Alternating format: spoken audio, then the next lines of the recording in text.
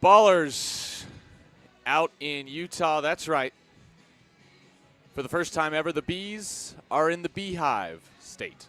The Ballers start a 3-game series in Ogden with Zach St. Pierre getting the nod. Good afternoon, evening, and welcome to Lindquist Field in Ogden, Utah, as the Oakland Ballers visit the Ogden Raptors for the first of a 3-game series. I'm Nevada Cullen, and you're listening to Oakland Baseball on 860 AM The Answer and on YouTube. The Ballers lost a heartbreaker last night to the Paddleheads in Missoula to drop the series 2-1. The Ballers game tied at 3 in the 9th.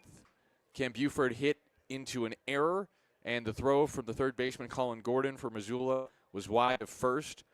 Trey Cobb scored on the play, and it looked like with Sully on the hill, he had entered in the 8th, that the Ballers would win 4-3. But down to their final strike, Missoula got a solo shot from Colby Wilkerson to tie it and send the game to a thrilling knockout round in which Cam Buford hit just one homer and Roberto Pena hit just one homer. So it took a second knockout round, and Christian Almanza couldn't hit any. Adam Fogel hit one, and that's how Missoula ended up taking that 3-game series.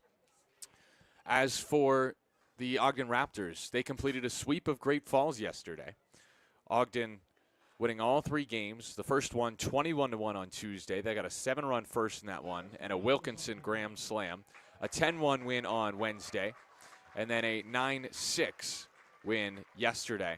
The bullpen yesterday for Ogden, 5 innings, 3 hits, just 1 run. So here's the lineup for the Ballers in Game 1. Tremaine Cobb Jr., you know what? We're going to go over it after the anthem. It's time for the national anthem here from Lindquist Field.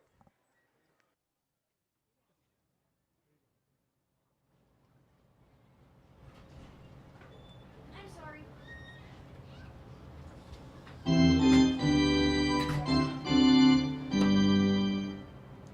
Correction, please welcome Dale Roberts as he sings our national anthem. Sorry, Dale. Oh, say, can you see by the dawn's early light what so proudly we hailed at the twilight's last gleaming, whose broad stripes and bright stars through the perilous fight o'er the ramparts we watched were so gallantly streaming, and the rockets' red glare, the bombs bursting in air, gave proof through the night that our flag was still there. Oh, say does that star-spangled banner yet wave o'er the land of the free and the home of the brave? Great job by Dale, the singer of today's national anthem, the Star-Spangled Banner here from Lindquist Field. And now let's look at that Ballers lineup led by Aaron Miles in his second year as field manager. Tremaine Cobb Jr., the shortstop, leads off. Darryl Buggs, the second center fielder, hits second. Davis Druick, DH, bats third. Cam Buford, third baseman, cleaning up. Daniel Harris, the fourth, second baseman, bats fifth. Christian Almanza, first baseman in the sixth spot. And Tyler Lozano, catcher, bats seventh. Lou Helmick, the right fielder, bats eighth. And Pat Monteith plays left field and bats ninth. As for the Ogden Raptors, today they turn to a pitcher that the Ballers did not see in their opening series of the season. That's right, these two teams faced off 6 games. Umpire is asking us to start the clock. I don't know who has the timer. We don't run the pitch clock in this booth here. All I do is broadcast for the other team. But they started it. Okay, so the pitcher is Rolando Gutierrez Rosario, shortened Rolando Gutierrez. The lefty from Santo Domingo, the Dominican Republic, was signed on June 3rd by these Ogden Raptors. And in his first start, he did suffer the loss, but he went 5 strong innings, 7 hits, 3 earned runs, a walk, and 2 strikeouts. Left-handed pitcher is a former minor leaguer in the Braves system, and he was there from 2022 to 2024, playing at multiple different levels, rookie ball, A ball, etc., playing as high as single A in the Carolina League with Augusta.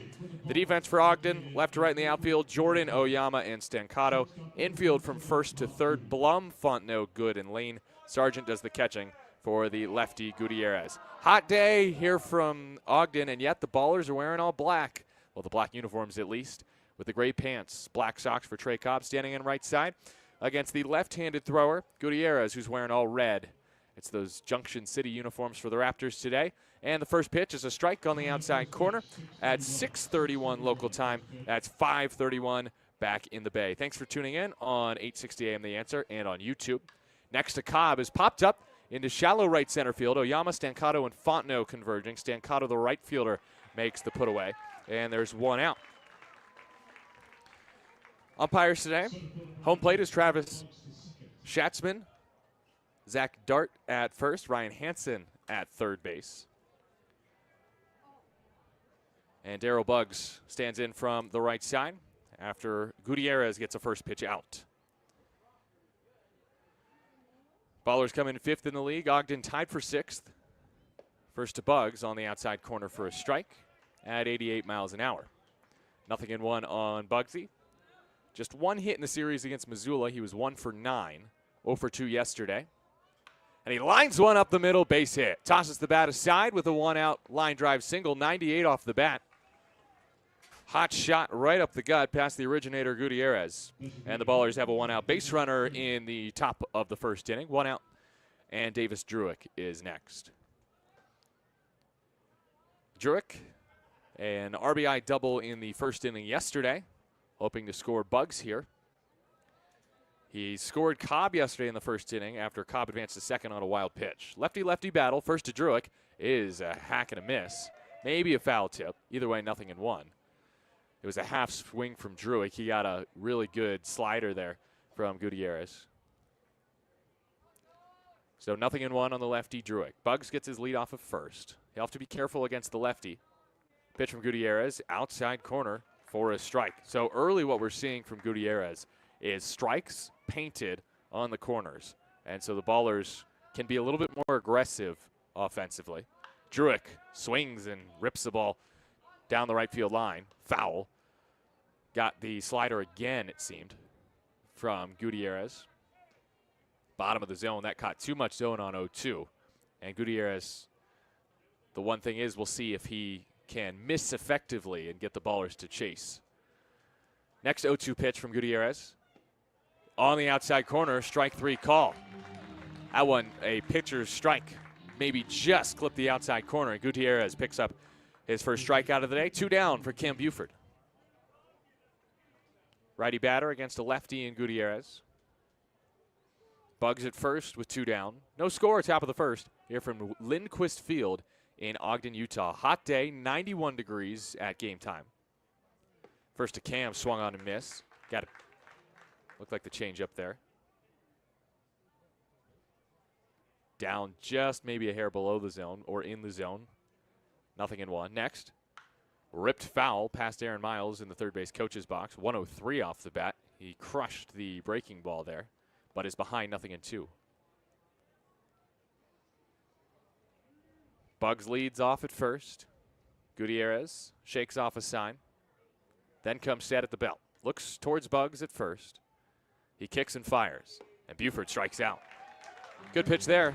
Looked like a changeup from Gutierrez to strike out Buford. Back-to-back Ks for the lefty to retire the Ballers in short order in the first inning. They do get a base runner, Darryl Buggs, with the 1-out line drive single up the middle, but the Ballers strand him, and we'll go to the home first. Raptors coming up when you return in a scoreless game from Ogden on 860 AM The Answer.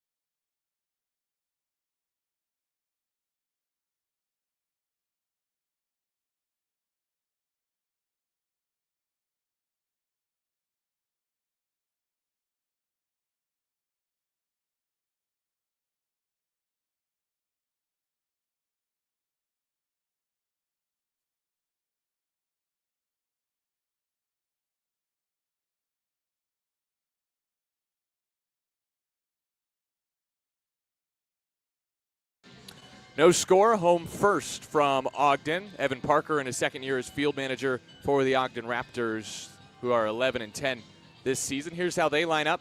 Elliot Good, the shortstop, leads off. Cole Jordan on a 3-game hit streak. Hit .533 in the 3-game series against Great Falls. Left fielder hitting second. Christopher Sargent Jr., the catcher, bats third. Carmine Lane, who did not hit well against Oakland, cleans up. He's on a 4-game hit streak. Evan Blum, a new Raptor, relatively speaking. Actually, I think he's the newest one. He hits 5th. True Fontenot, Blum is the first baseman. True Fontenot, second baseman, hits 6th. Dylan Wilkinson, designated hitter, hits 7th. Kyler Stancato, the right fielder, 8th. Kenny Oyama, the center fielder, 9th. The pitcher is familiar with this state.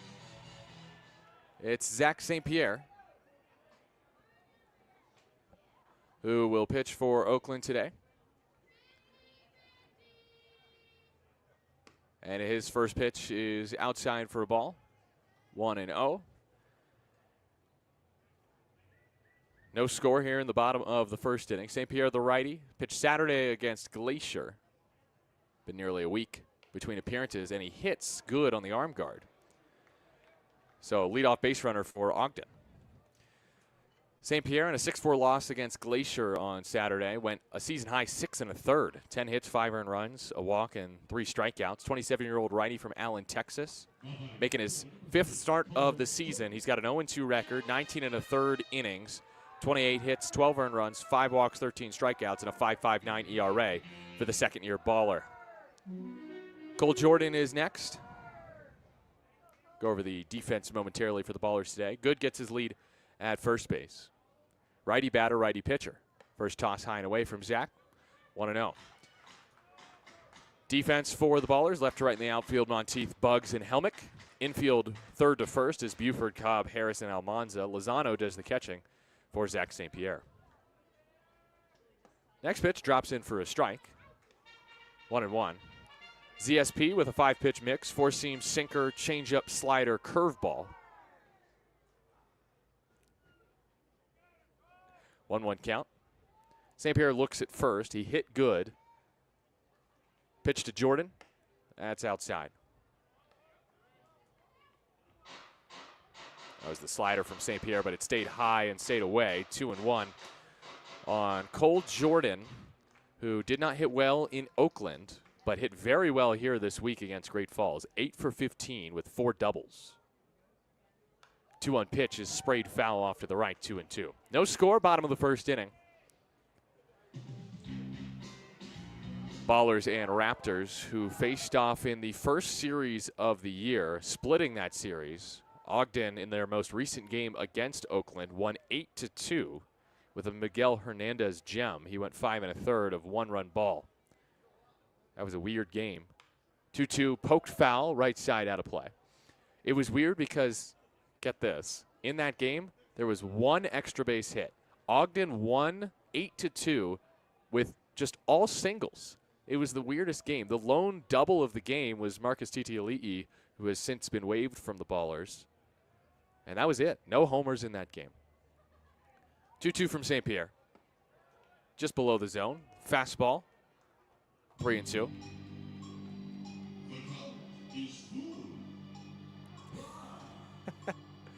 Oh, man. Something tells me I'm going to get tired of that, but that was really funny the first time, if you know the count from Elmo. 3-2, ground ball to short, double play chance. Cobb to second for 1. Harris to first, no chance. Fielder's choice. Jordan reaches. Good is retired, 6-4. Oh, man. I've got 2 members of the Ogden Raptors with me. It's Tyler Peterson, Ballers broadcaster, says, "Oh, just get ready for the count." Hannah and Kennedy, and if Kennedy notices something, well, she knows that I also do track Presto for the Ballers at home, as there's a pickoff to first, and back safely is Jordan. So if I broadcast like I'm also keeping score in Presto, you know why. Like sounding everything out as I type it into Presto usually when I'm at home. 1 out, bases not empty. Foul ball off to the right, 0-1 on the 3-hitter Chris Sargent. who hit safely in all 6 games at Raimondi Park. Sargent 0 for 3 yesterday, but tied a season high with 4 RBI, a 3-run homer on Tuesday against the Voyagers in that 21-1 thumping. 1 strike pitch, bounced to third. Buford to second for 1. Throw to first, in time. Double play. Sargent thinks he's safe, but the Ballers get 2 double play balls, only one of them turned in the first inning. Jordan retired 5-4. Sargent retired 5-4 to 3 on the twin killing. So Ogden sit down in order in the first. We're scoreless heading to the second from Ogden on 860 AM The Answer.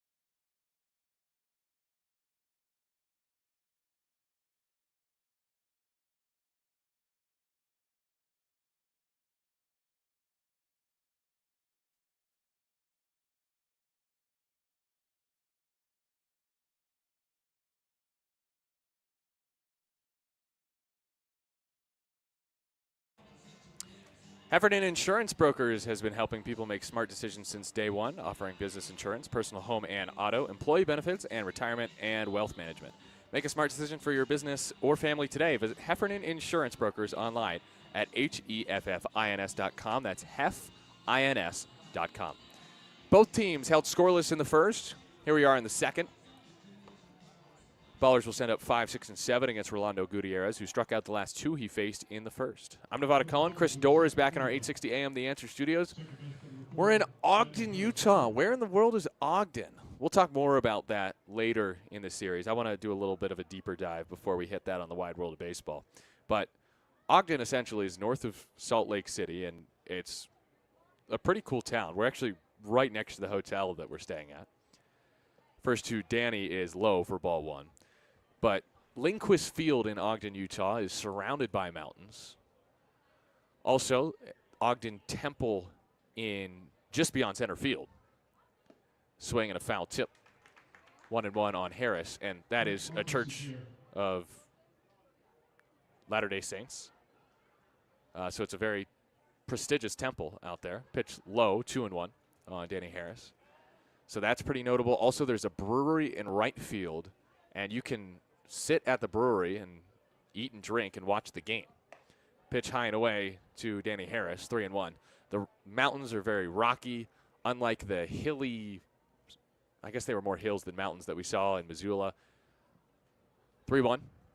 Harris taps it foul, 3-2. They're more similar to the ones we saw in Kalispell, but not snow-capped. It's a little warmer here in Ogden.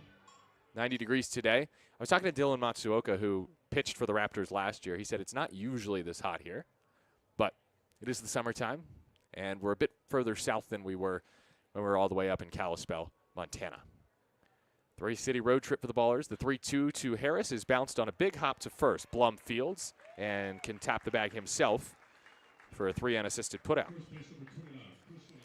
1 away, bases empty for the Ballers. No score in the top of the second. Christian Almanza next, who, man, had a sour taste in his mouth after what was an excellent series in Missoula. He hit safely in every game. He hit 3 home runs, but then lost the knockout round last night. First pitch, strike, 0-1. Had a double in last night's game, but fell to Adam Fogel in the second round of the knockout round, 1-0. 0-1 pitch, wave and a miss on the breaking ball, 0-2. Also, we'll have a home run derby tomorrow, the first of the season for the Ballers. Ogden, of course, will host a home run derby. Almanza swing and a miss, another breaking ball. 3 strikeouts for Gutierrez, who's dicing up the Ballers so far. 2 down, bases empty here in the top of the second. No score, and it's Tyler Lozano's turn. Did not start yesterday. Started Wednesday against Missoula. Went 1 for 4. Green helmet, black jersey with a white number. Oakland in white print across the chest with the Black Panther-esque fist on the stomach. Ground ball to short, gobbled up by Good. Throw to first in time for out number 3. Ballers retired in very short order by Gutierrez. He retires the side 1-2-3 in a perfect second. We're scoreless heading to the bottom of the second on 860 AM, The Answer.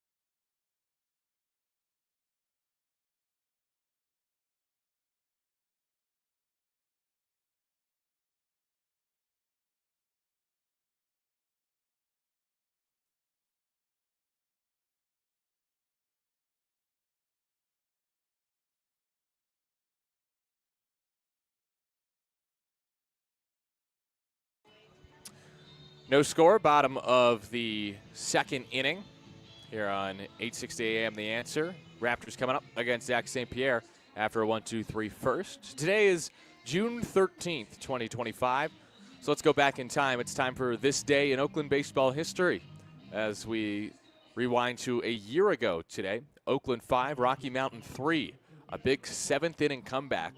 A 4-run inning propelled the Ballers to a home victory at Raimondi over the Rocky Mountain Vibes. Zach St. Pierre to face Carmine Lane, righty-righty battle. St. Pierre pitching against Ogden for the 3rd time. Fly ball to right field. Helmick pushed towards the line. Can he get there? Yes. 1 down. Quick out for out number 1. If you'll remember, the second game of the season, the Ballers lost to Ogden, and St. Pierre got roughed up over 2 innings, gave up 7 hits and 8 runs. Only 1 was earned. The Ballers were not defending well. Next up, Evan Blum, a player the Ballers have not faced. Just 2 games played so far, signed on June 11th, the left-handed hitter. Waived by Billings on May 30th. First toss is a strike outside corner. So, again, flashing back to a year ago today and this day in Oakland baseball history, Ballers had struggled to get much going offensively against the Vibes in the series. Tapped foul, 0-2. And with Oakland unable to score after the 3rd inning in each of the first 2 contests and held to just 5 hits in both of their losses to Rocky Mountain, the Ballers trailed 3-1 going into the home half of the 7th inning in that 3rd game of the series. With 2 outs in that inning, things looked bleak. 0-2 outside, 1-2. But Austin Davis belted a game-tying 2-run homer with 2 outs to tie the game off of Christian Day. 1-2 is low, 2-2. And they capitalized the Ballers on a fielding error, which allowed Dondre Hubbard a chance to bat. He would drive in the go-ahead run, and Oakland led 5-3. They would finish up with the win by that score. Ground ball towards second, backhanded by Harris. His throw on the run in time, 2 down. Also, I was just reading word for word from my guy Davis Ellington, who was Tyler Peterson's assistant at the beginning of last season. So thank you, Davis, for that article. Christian Cosby had the start in that game a year ago today for the Ballers, the 5-3 win. Jake Daly slammed the door with his first save. Chewy picked up the win in that game. 2 outs, and the first pitch is swung on and lifted to right by True Fontenot. Helmick misplayed it and eventually made the catch for out number 3. A rapid second inning for Zach St. Pierre, just enough time to get through this day in Oakland baseball history. As we go to the 3rd, here from Ogden, it's 0-0, Ballers and Raptors on 860 AM The Answer.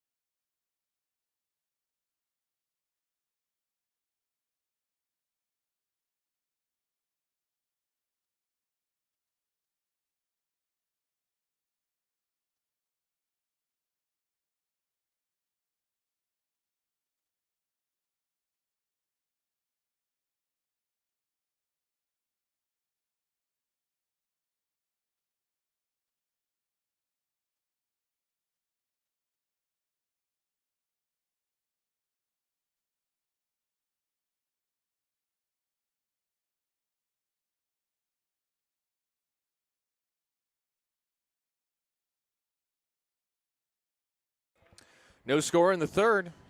Ballers and Raptors, 8-9-1 to face Rolando Gutierrez. And it's time for Wide World of Baseball as we venture out of the United States and to the Dominican Republic today as we look at Gutierrez's hometown of Santo Domingo, which is the capital of the DR, one of the Caribbean's oldest cities.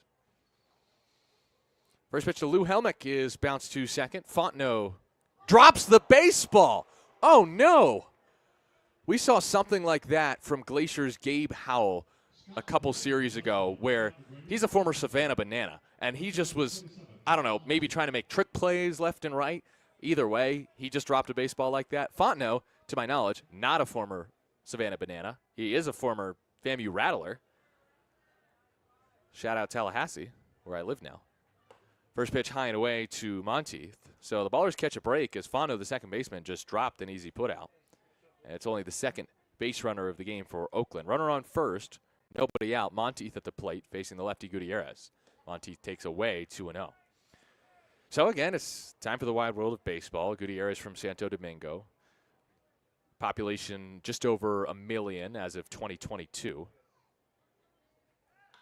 Monteith ground ball, foul of third, 2-1. Today's Wide World of Baseball sponsored by Wikipedia.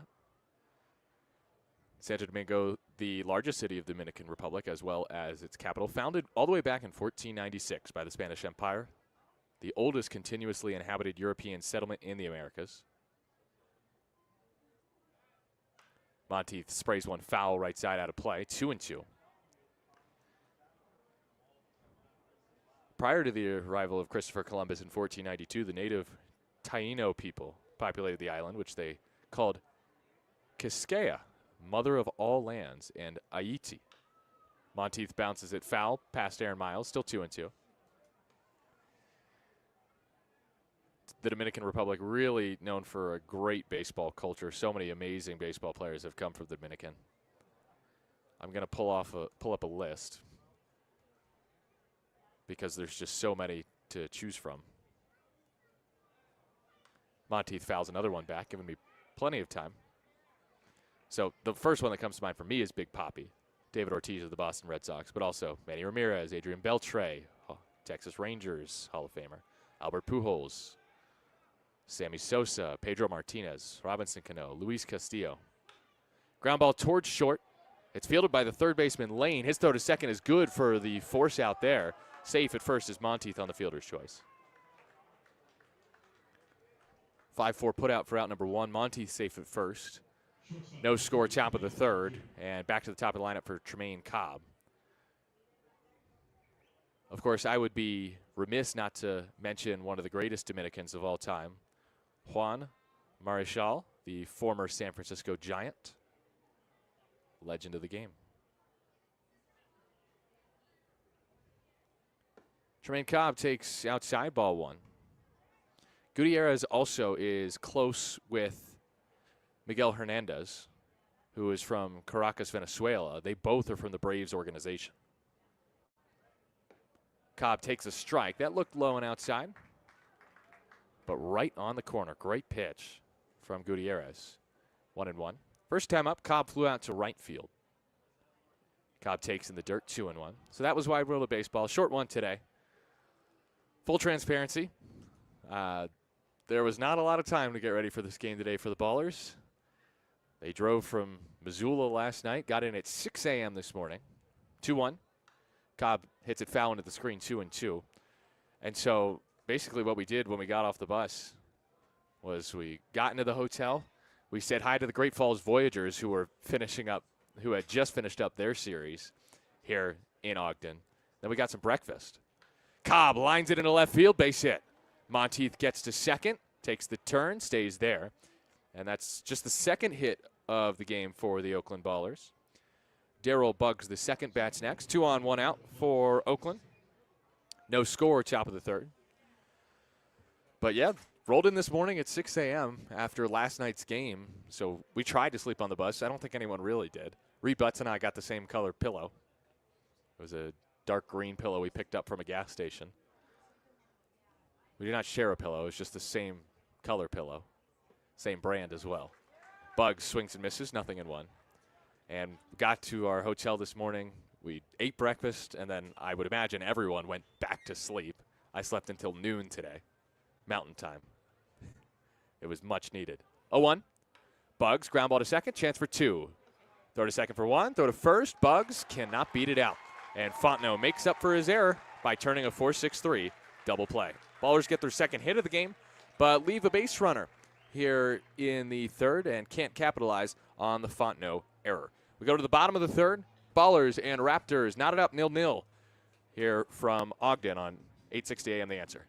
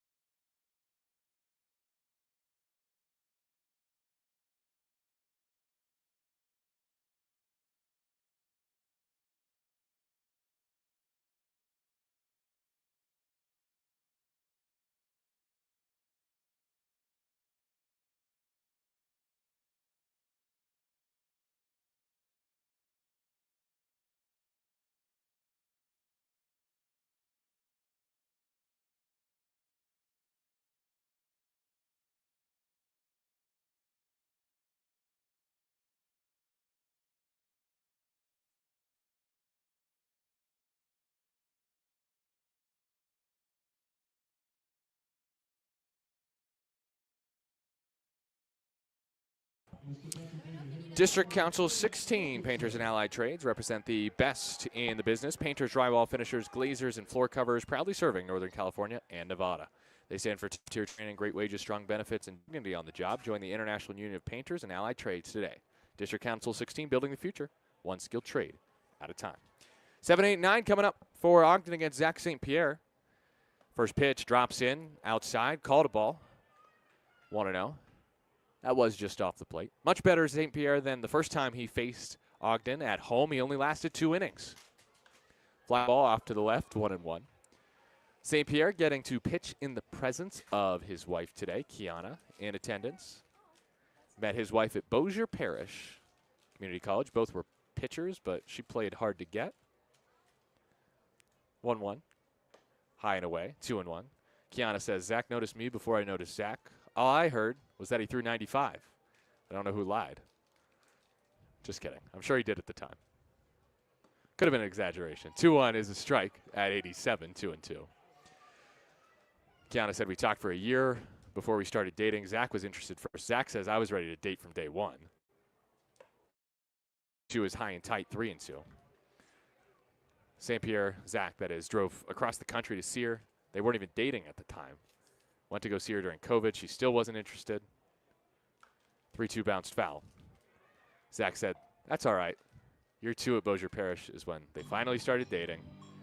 He says it took a while to reel her in, but it was worth it. Count is full. Payoff pitch to Wilkinson.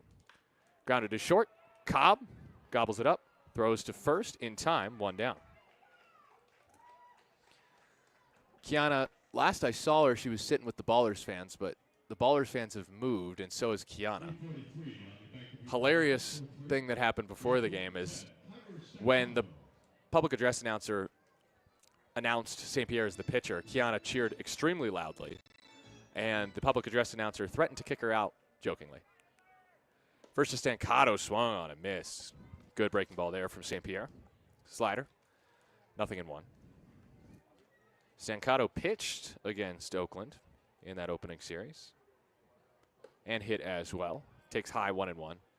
Stancato seeing a bit more run lately. He has been on a tear. Against Great Falls, he drove in 3 in every single game. 1-1. Line into left field, and he stays hot with a hit, extending his hit streak to 4 games. That's the first hit for Ogden today. He's not going to be hitting in that 8 spot for much longer the way he's swinging it. That's now a 4-game hit streak after picking up 5 hits in the series against the Great Falls Voyagers, who, it must be said, are quite tragic and have lost 16 in a row.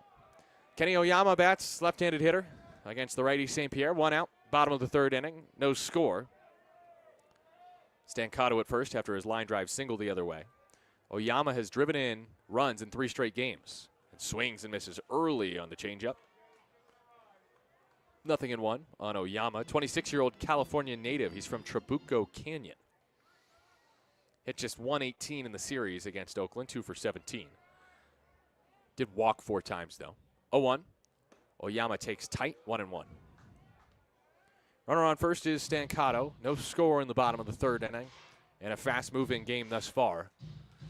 Cloudless day. Truly a bad day to be a cloud here in Ogden.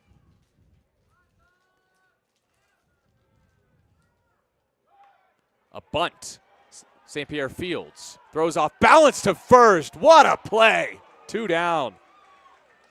Now, Brody Iglite fell down yesterday, backing up onto the pitcher's mound while receiving a throw from Dylan Tatum, and kind of owned it. It was hilarious. Everyone was laughing at him, and Brody was not happy about that. No one's laughing at Zach St. Pierre there after that bunt from Oyama, trying to bunt for a hit. He bunted it to the left of the pitcher's mound, and St. Pierre made an off-balance throw to first to just get Oyama by a half a step. Top of the order, it's Elliott Good trying to get the run home for Ogden in a scoreless game. 2 outs, runner at second in the bottom of the 3rd. The runner at second is Stancato. The first to Good is a breaking ball in for strike 1.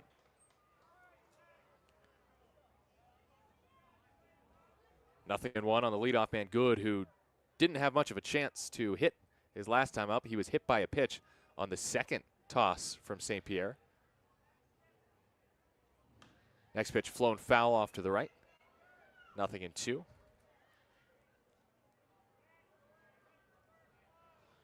So 0-2 count. St. Pierre looking for a 3rd straight goose egg, trying to match Gutierrez, who's been nearly flawless.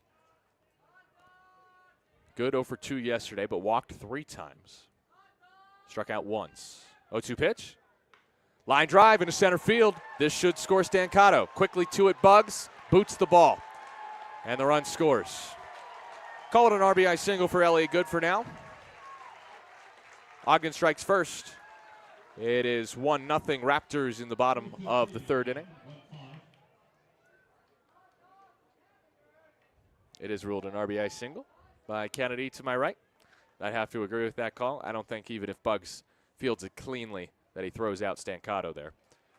And Good has RBI number 10 on the air. Brings up Cole Jordan, who's on a 3-game hit streak. Hit to a fielder's choice last time. Ogden scores first here at Lindquist Field in Ogden, Utah. Raptors 1, Ballers 0. 2 outs. Runner at first is Good. First is a ball off the plate to Jordan. 1-0. Can I just say, already, the umpires here in Ogden, miles clear of the umpires in Missoula. Travis Schatzman has been great. The umpires in Missoula were really bad. Pop up on the infield. St. Pierre wants it. Almanza calls him off. First baseman makes the squeeze for out number 3. Ogden strikes first on a couple of singles in the inning. 1 left stranded, but Elliott Good puts the Raptors up on the board first. It's 1-0 Ogden over Oakland as we go to the 4th on 860 AM The Answer.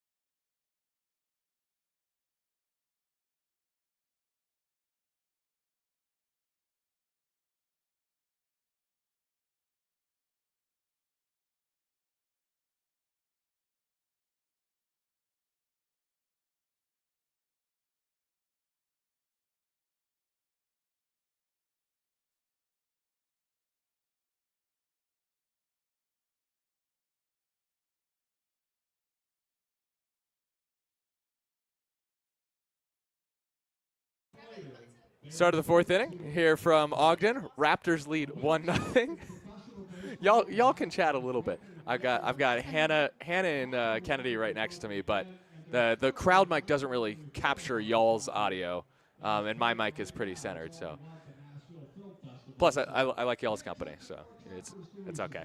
Raptors strike first in the bottom of the third inning with an RBI single by Elliott Good. Ballers try to answer against Rolando Gutierrez, who has allowed 2 hits and no runs so far. The strong lefty has struck out 3. And the first he faces is Davis Druick, who he struck out looking in the first inning.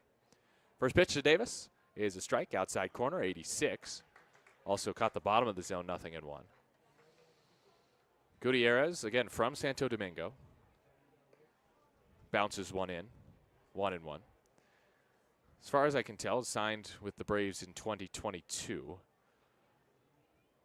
And a fantastic pitcher in the minors, really. 4.48 ERA. Druick takes low and away, challenged by Ogden. That one looked like it caught the low outside corner. And as soon as I praise Travis Schatzman, he misses a call, but Ogden thankfully challenges. It will be overturned. Ogden is correct. Yeah, that was the correct call. That wasn't a horrible call. It was on the corner, but it was well in the zone. I'm not really sure what Schatzman was thinking there. 1-2. Druick bounces it up the middle. Backhand throw to first. Wow. Nice job by Fontenot. Okay, so you drop a routine out, and then you make that play to start the fourth. That'll make up for it. True Fontenot, who was very good in Oakland in that first series of the season, makes a spectacular play to retire Druick on a ground ball up the middle. 1 down here in the top of the fourth. Oakland trails Ogden 1-0, and Cam Buford bats next. Buford struck out his first time against Gutierrez.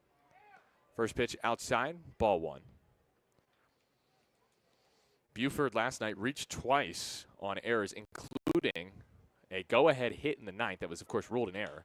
Buford bounces one foul of third, 1-1, but it was his hit into play to the third baseman, Gordon, that he threw away that gave the Ballers the 4-3 lead, and it felt like that was enough to get the win with Connor Sullivan on the mound. The Ballers, really good closer, tied for the league lead in saves, 2-1 now. Pitch outside on Buford. He's actually tied now with not only Missoula's Armin Sabori, but also the closer for Ogden, Nick Cardinal. Pitch on the outside corner at 88, just off the dish. Pitcher strike, though, 2-2. 2-2 pitch. Buford swings and lasers it to right center field.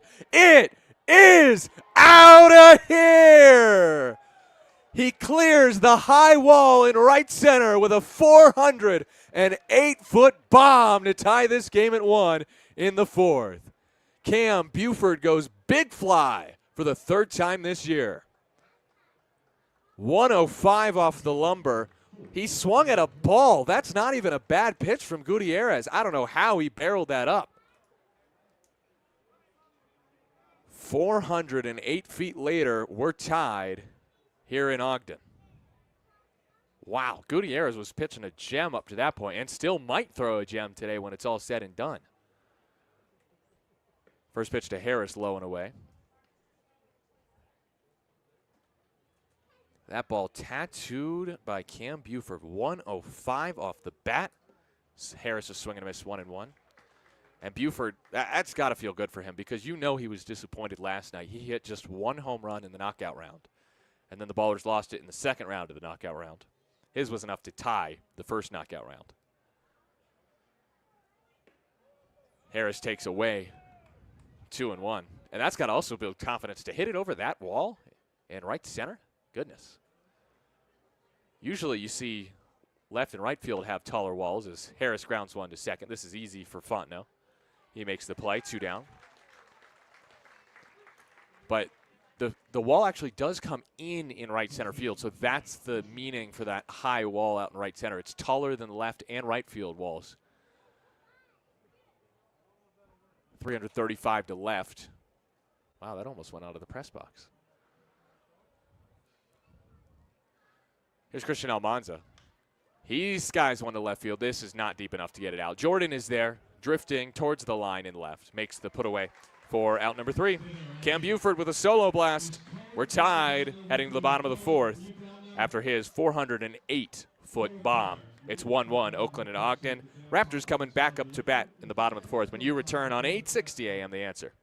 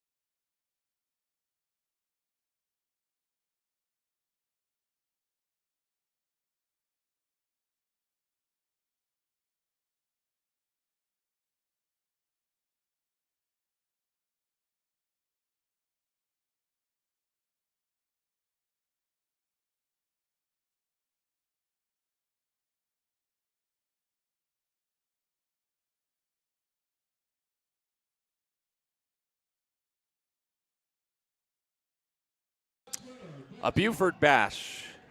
Bam Bam Cam. And the Ballers tied up in the top of the 4th. Here we are in the bottom of the 4th, 1-1 game. The Ballers and the Raptors first of a 3-game series. Zach St. Pierre gave up 2 hits and a run in the 3rd, but Oakland ties it right back up. 3, 4, and 5, Sargent, Lane, and Blum to face St. Pierre in the bottom of the 4th inning. And it's time for the second edition of Ballers Anthems, where I give one player from the Ballers a task to give me a song to listen to, and then I let you know if they get the aux. First is Sargent is fouled straight back, 0-1. So yesterday I talked to Michael O'Hara, who gets the day off today for now for the Ballers with a lefty on the hill, and he put me on to some Bob Marley. Today's Ballers Anthem is Misty Morning by Bob Marley. Great reggae song. Fly ball, right field, foul ground. Almanza giving it a look. Ballers bullpen scatters like pigeons running away from a scary human after they first offer bread. It's 0-2. So I listened to Misty Morning, and look, it's almost a perfect reggae song. I give it a 4.5 out of 5 stars. I think that lyrically it's just masterful. I have a favorite lyric from the song by Bob Marley.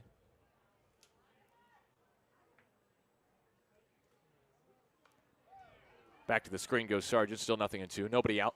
1-1 game, bottom of the 4th. My favorite lyric for Misty Morning, don't jump in the water if you can't swim.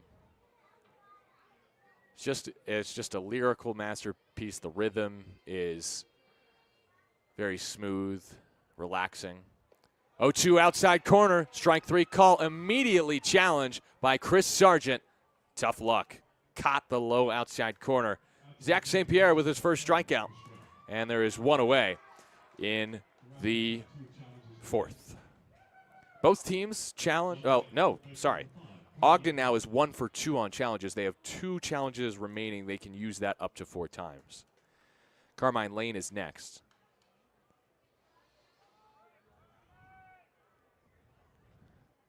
Lane with a high drive to left. Monteith out there running in. Makes the catch, 2 down. So what's the verdict here today on Ballers Anthems? Well, Michael O'Hara, you can get the aux. Congratulations.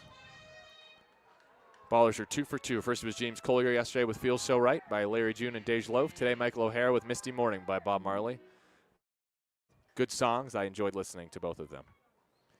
And they're not just giving me these songs and I'm just, giving them a little taste. I'm listening to the full 3 or 4 minutes. 2 outs and a ground ball on the first pitch to Blum. Collected by Cobb. His throw on the money to first. And ZSP has a 1-2-3 fourth, his second true 1-2-3 inning. The 3rd time in 4 tries that he's faced just 3 hitters in a frame. He gets his first strikeout of Sargent on a perfect pitch low and outside. And after 4, we're brand new. It's 1-1 Ballers and Raptors heading to the 5th on 8:60 a.m. The Answer.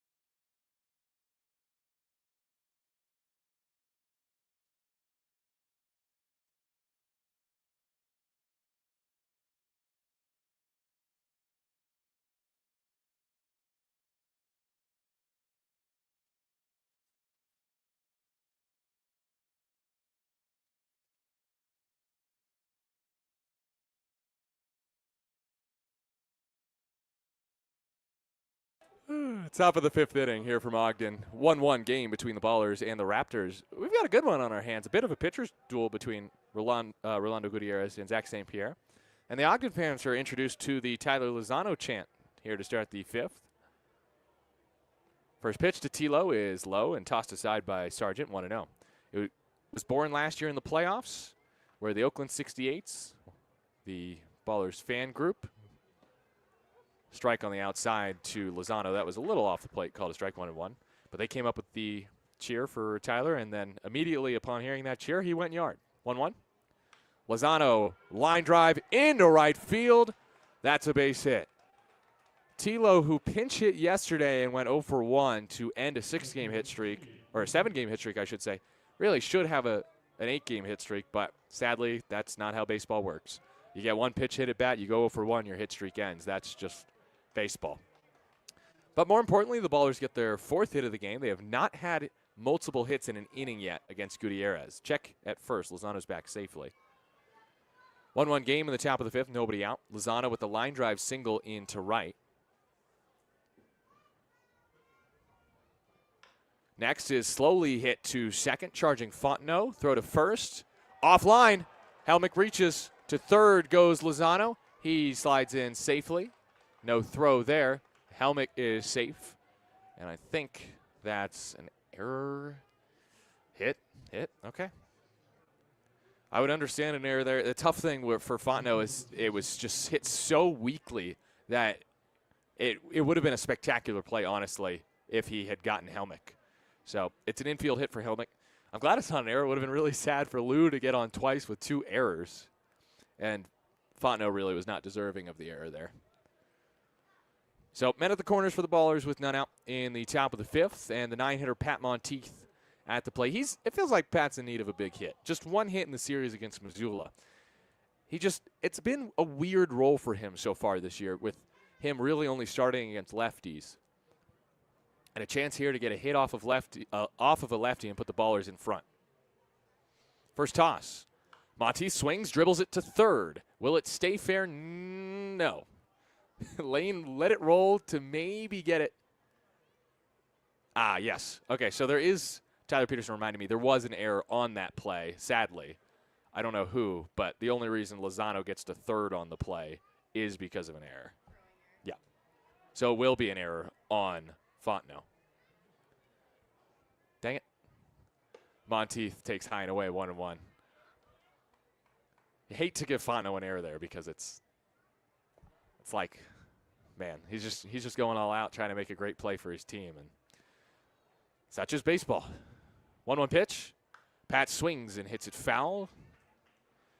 Bounced it towards the third base side Ogden dugout.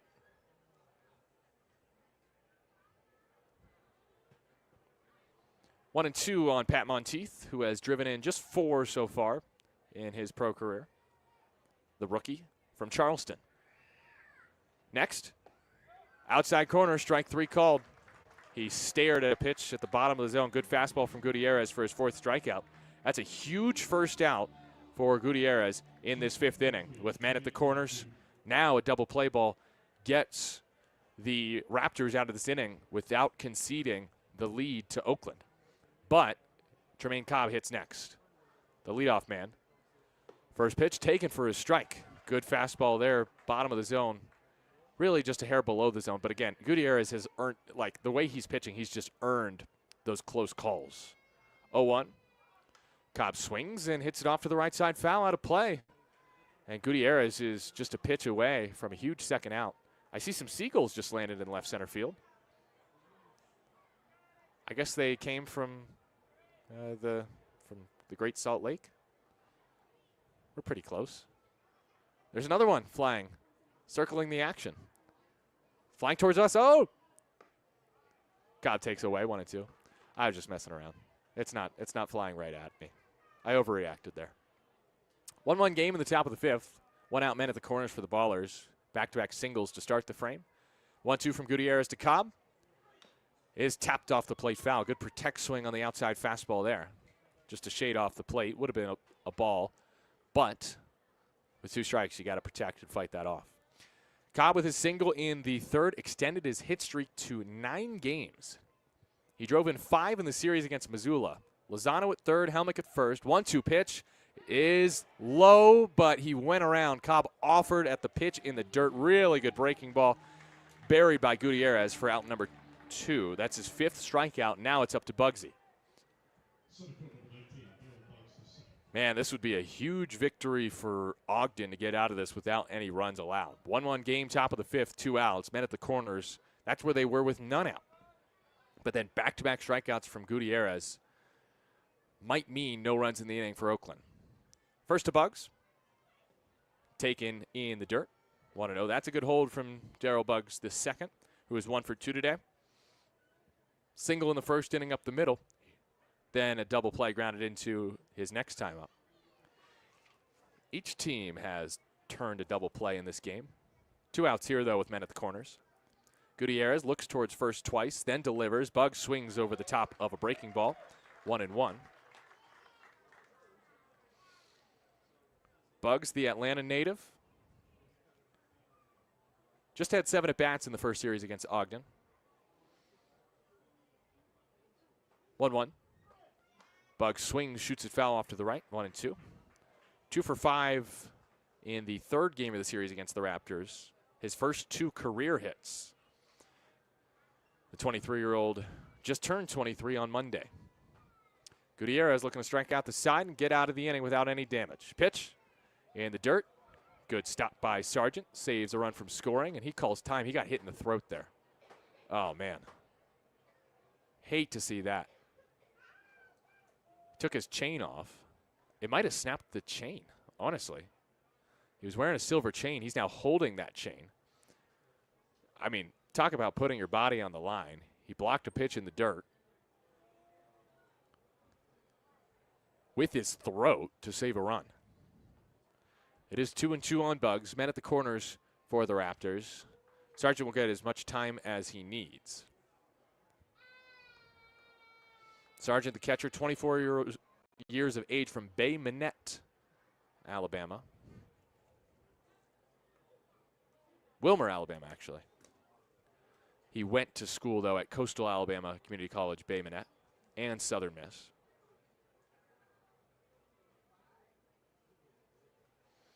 1-1 game here in the top of the 5th inning. Sargent, the all-star catcher for Ogden last year, is injured on the play. Hopefully he can stay in the game. He was hit in the throat. That usually is an injury where the player is able to stay in the game. Of course, if it really got him bad, he would need to exit, but the hope is he's good to go. And with him being injured on the play, he's getting as much time as he needs to be tended to by the Ogden staff. In this inning, a single by Tyler Lozano, lined over second, led off the frame. Then Lou Helmick hit an infield single, just rolled it to Fontenot, the second baseman. Then Gutierrez struck out 2. And now there's a long pause before this 2-2 pitch to Buggs because of the injury to Sargent, the catcher, who got hit in the throat. But he's putting the chest protector back on and the shades. So the crowd will applaud.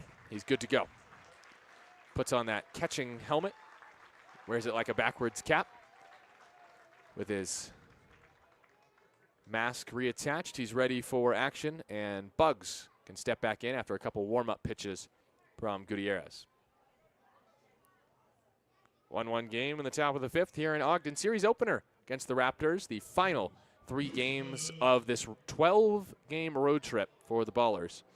They return to Raimondi on Tuesday to face the Glacier Range Riders for 6.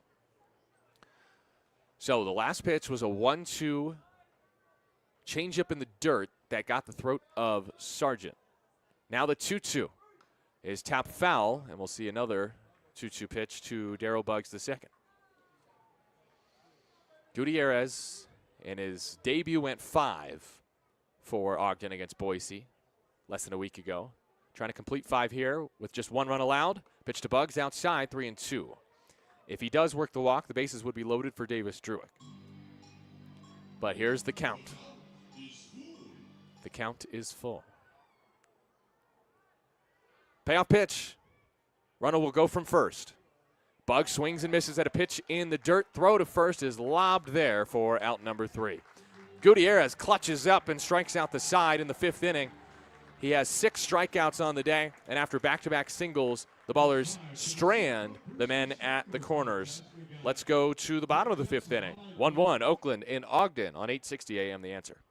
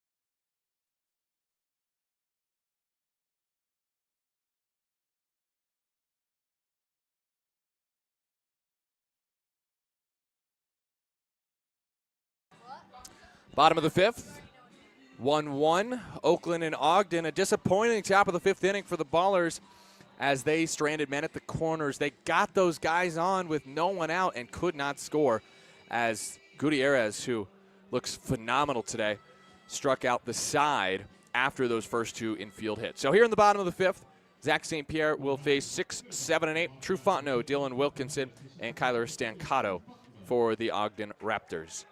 St. Pierre so far just 2 hits allowed and 1 run, both coming in the 3rd. Righty-righty battle. The first pitch from St. Pierre is just off the cap of the bat, rolls to Zach. He could take it himself if he wants to. He flips to Almanza for out number 1. 1 out for Dylan Wilkinson, but first it's time for Nevada's Culinary Curiosities, because my name's Nevada and I like to eat food. And so, first of all, shout out to the Raptors staff in the press box. They have pizza that they offered to me, so shout out to Kennedy and Hannah for making sure I went and got some. I can't wait to try that pizza. But I had some other pizza today here in Ogden. First pitch is a strike to Wilkinson, 0-1. I believe the name of the place is Saltburn? Slackwater, right. I purposefully messed it up that time, but no, I also forgot Slackwater again. Pitch in the dirt, 1-1. Slackwater Pizza is definitely one of the most popular restaurants in town here in Ogden. And I got their most popular pizza because I had to try it. I mean, it's a pizza with green goddess dressing on it. How could I not? 1-1 sent foul to the left side, 1-2. I took a picture of the menu to make sure I could remember just everything that was on this fully loaded pizza. It's called the California Sunrise. So fitting that I would get the California Sunrise, given that the Ballers play in California. Ground ball to short. Cobb goes to first in time. 2 away. So our best seller starts with green goddess dressing for the base, roasted chicken, seasoned grape tomatoes, peppered bacon, and our 3-cheese blend. We finish this pizza with fresh sliced avocado, chiffonade spinach, and a green goddess drizzle. And only $15 for like a really cool pizza. And I mean, it was delightful. It was fresh. It was like I was eating a salad and a pizza at the same time. Next from St. Pierre is lifted to right field shallow. Helmick charges and makes the grab. St. Pierre with a rapid 5th. At least he gave me enough time to talk about that 5 out of 5, 10 out of 10 pizza, the California Sunrise. You can't go wrong with avocado and bacon on a pizza. Let's go to the 6th. Another 0 for St. Pierre, 1-1. Oakland and Ogden heading to the 6th on 860 AM The Answer.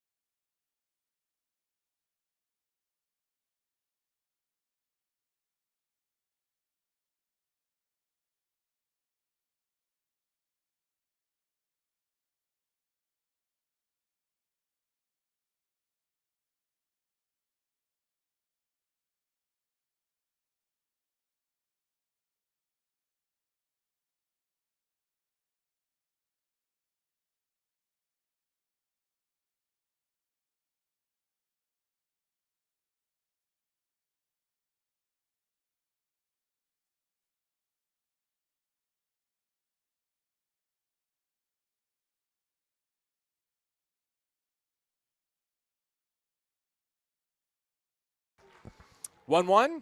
Ogden and Oakland, top of the 6th inning. Druick, Buford, and Harris to face Gutierrez, who has been masterful so far. Just 71 pitches to get through 5 innings. And all he needs is 1 out to have a new season high, because in his debut he went 5. Safe to say he's going to at least go 6 today. Druick, first pitch rocket, right field fair. Just gets in and rolls into the corner. Druick can coast to second with a double as Stancato fires it in. Druick with a leadoff 2-bagger for Oakland here in the 6th. And it brings up Cam Buford. Ballers get the go-ahead run on here in the 6th. 1-1 game in the top of the 6th inning. Druick with that leadoff double just hooked it inside the right field foul line. First to Buford is a strike, outside corner, challenged by Buford. And now Oakland will have an incorrect challenge. That hit the low outside corner. Great pitch from Gutierrez. That is Oakland's first challenge. Both teams down to their last 2 challenges. Buford last time a homer to right center. A laser, too. He takes high and away, 1-1. Normally, I would frown upon challenging on the first pitch of a count, but with Buford's home run last time, swings and misses here, 1-2. You understand what he's trying to do. He's trying to get into another plus count and hit another bomb. But now he's down on the count 1-2 after a great breaking ball from Gutierrez, who's hoping to get his 7th strikeout here. His 1-2 pitch is swung on and laced over the glove of the leaping Blum and into right field. Druick waved home by Aaron Miles. Stancato's throw is cut off. No throw home. Cam Buford, have a game. He ties it with a solo shot in the 4th, and his RBI single lined into right field in the 6th gives the Ballers a 2-1 lead. Still no one out. 97 off the bat that time, so not as hard as his 105-mile-an-hour laser homer to right center. But the Ballers are finally getting to Gutierrez here in the 6th inning. He had allowed just 5 hits and 1 run through 5. And getting to is a bit of a stretch. They have back-to-back hits as Harris takes a strike. 0-1 on Harris. 2-1 Ballers lead, top of the 6th inning, no one out. Harris with 2 ground outs today to the right side of the infield. Hoping to be early this time. Takes the breaking ball low and in. 2-1.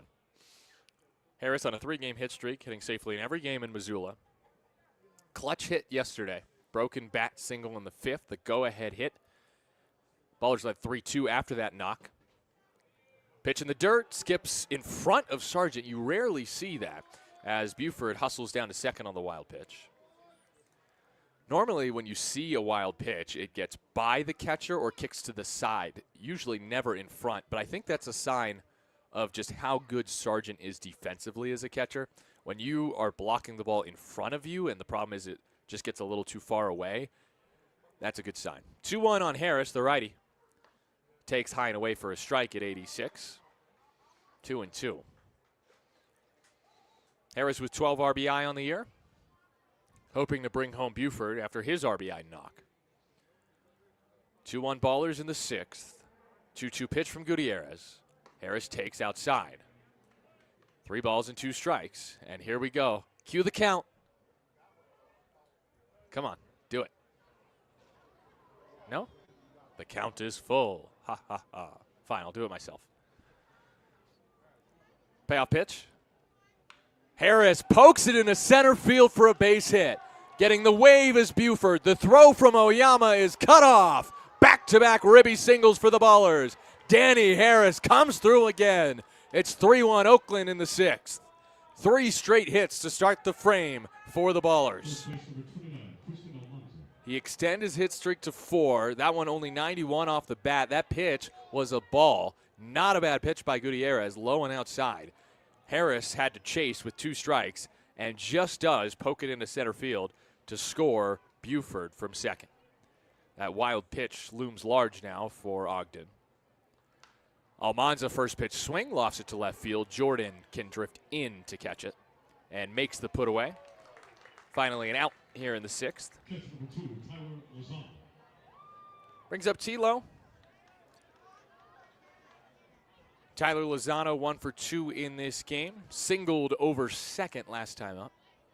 Ballers with 3 runs on 8 hits, no errors. Raptors with 1 run on 2 hits, 1 error. Zach St. Pierre quietly pitching one of his best games of his Ballers career. First to Lozano, bounce left side, gloved by Good. Throw to second, bounces, and the play is made. Fontenot picks it out. Man, the defense from, oh, okay, now I remember this Ogden team. Elliot Good is a very good defensive shortstop for this Ogden Raptor squad. He made a nice play there to get the force out at second. Lozano safe at first with the fielder's choice. 2 down, Lou Helmick next. Lou Helmick against the lefty Gutierrez. Helmick takes outside, 1-0. Rare start for Lou against a lefty, but with his promise, how he's been swinging the bat at certain times this year, you want him able to hit lefties. And he does tattoo into center, but it's high into the sky for Oyama, who's positioned right where the ball is hit. He only has to drift a few paces to his right to make the squeeze for out number 3. Ballers lead for the first time today. They get 2 runs in the inning on 3 straight hits, RBI singles by Cam Buford and Daniel Harris after the Davis Druick leadoff double. 1 stranded for the Ballers in the 6th, but a 3-1 lead for the Oakland Ballers over the Ogden Raptors as we go to the bottom of the 6th on 860 AM The Answer.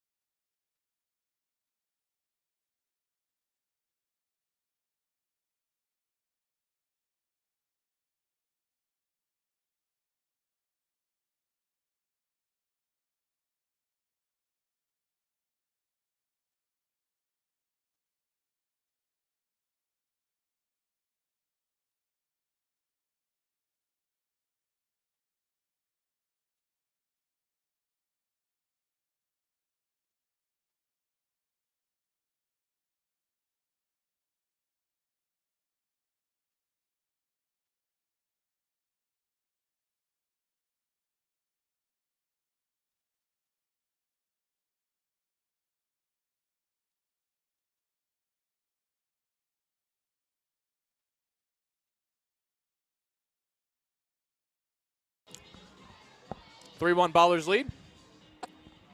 Bottom of the 6th inning, Zach St. Pierre still on the hill as they play Baby Shark here at Lindquist Field. First time I've heard that this season. And it's not even, I didn't even hear that on Paw Patrol Day at the Glacier Range Riders game. They didn't even play Baby Shark then. So, get with the times, Raptors, come on. That song's old news now. Zach St. Pierre to face 9-1-2, starting with the lefty Kenny Oyama with a 3-1 Ballers lead in the bottom of the 6th. I'm Nevada Cullen. Chris Dorr is back in our 860 AM The Answer studios. First pitch is a ball just high, challenged by Tyler Lozano, but that was nowhere close. And Oakland's down to its final challenge. After review, the pitch is confirmed. Ball. Whoops. So it's 1-0 on Oyama. Ballers will have to be a little more selective with that last challenge. It's time to look at the scores from around the Pioneer League. A 6th inning scoreboard update for you from Ogden. Strike on the outside corner on Oyama. 1-1. Bottom of the 4th inning in Grand Junction, the Jackalopes lead the Owls 2-1. Line drive into center. Bugs coming in, makes the catch. 1 down. Bottom of the 2nd, from Boise, the Hawks lead the Chuckers 2-1. Rocky Mountain leads Billings 4-0 in the bottom of the 3rd. Great Falls leads Missoula 1-0 in the bottom of the 1st. Stop the count. Stop the count. Missoula could tie it here. They have a runner on 3rd with 2 outs in the bottom of the 1st inning. Then it looks like Glacier and Yuba Sutter yet to begin. Yep, starts in 20 minutes. 1 out, base is empty for Ogden. 3-1 Ballers in the 6th. Line drive through the left side, base hit. And Good has a 2-hit game. That's his 6th of the year. Had 4 hits on Tuesday against Great Falls. He hit very well against Oakland. Reached all 5 times the last time he faced the Ballers on the 25th of May. And now has reached 8 times in a row against Oakland. That's an odd streak. Cole Jordan next. Bottom of the 6th inning, 3-1. Ballers leading the Raptors. Jordan is 0 for 2 today against Zach St. Pierre. The righty's next. Breaks in for a strike, top of the zone. 0-1. St. Pierre, who, again, 2 innings, 7 hits, 8 runs last time he faced Ogden, has gone, 5 1/3 so far and allowed 3 total hits. Jordan, ground ball foul of third, 0-2. And Zach really struggled last summer early, his first season with the Ballers. And when I asked him what it took to turn things around, ending the year with a fantastic 5.33 ERA, he said it took a manager to believe in me. 0-2 pitch from Zach. Flown to right field. Helmick won't need to run after this one. Still 0-2. Zach said that Aaron Miles told him something that Jim Diedrich said turned out to be true. I knew when I took the mound, I had 2 guys that believed in me 100% of the way, whether it was failure or success.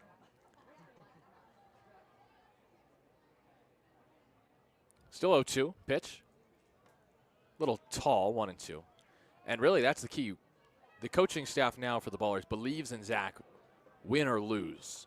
And despite a terrible first start for him to start the year, he's bounced back since, unsurprisingly, 5.59 ERA entering today. And if he keeps pitching like this, it'll decrease. Pop-up foul off to the right, 1-2. He said that having Aaron Miles and Jim Diedrich telling him that they believed in him was key because he needed somebody to believe in him because he could not believe in himself.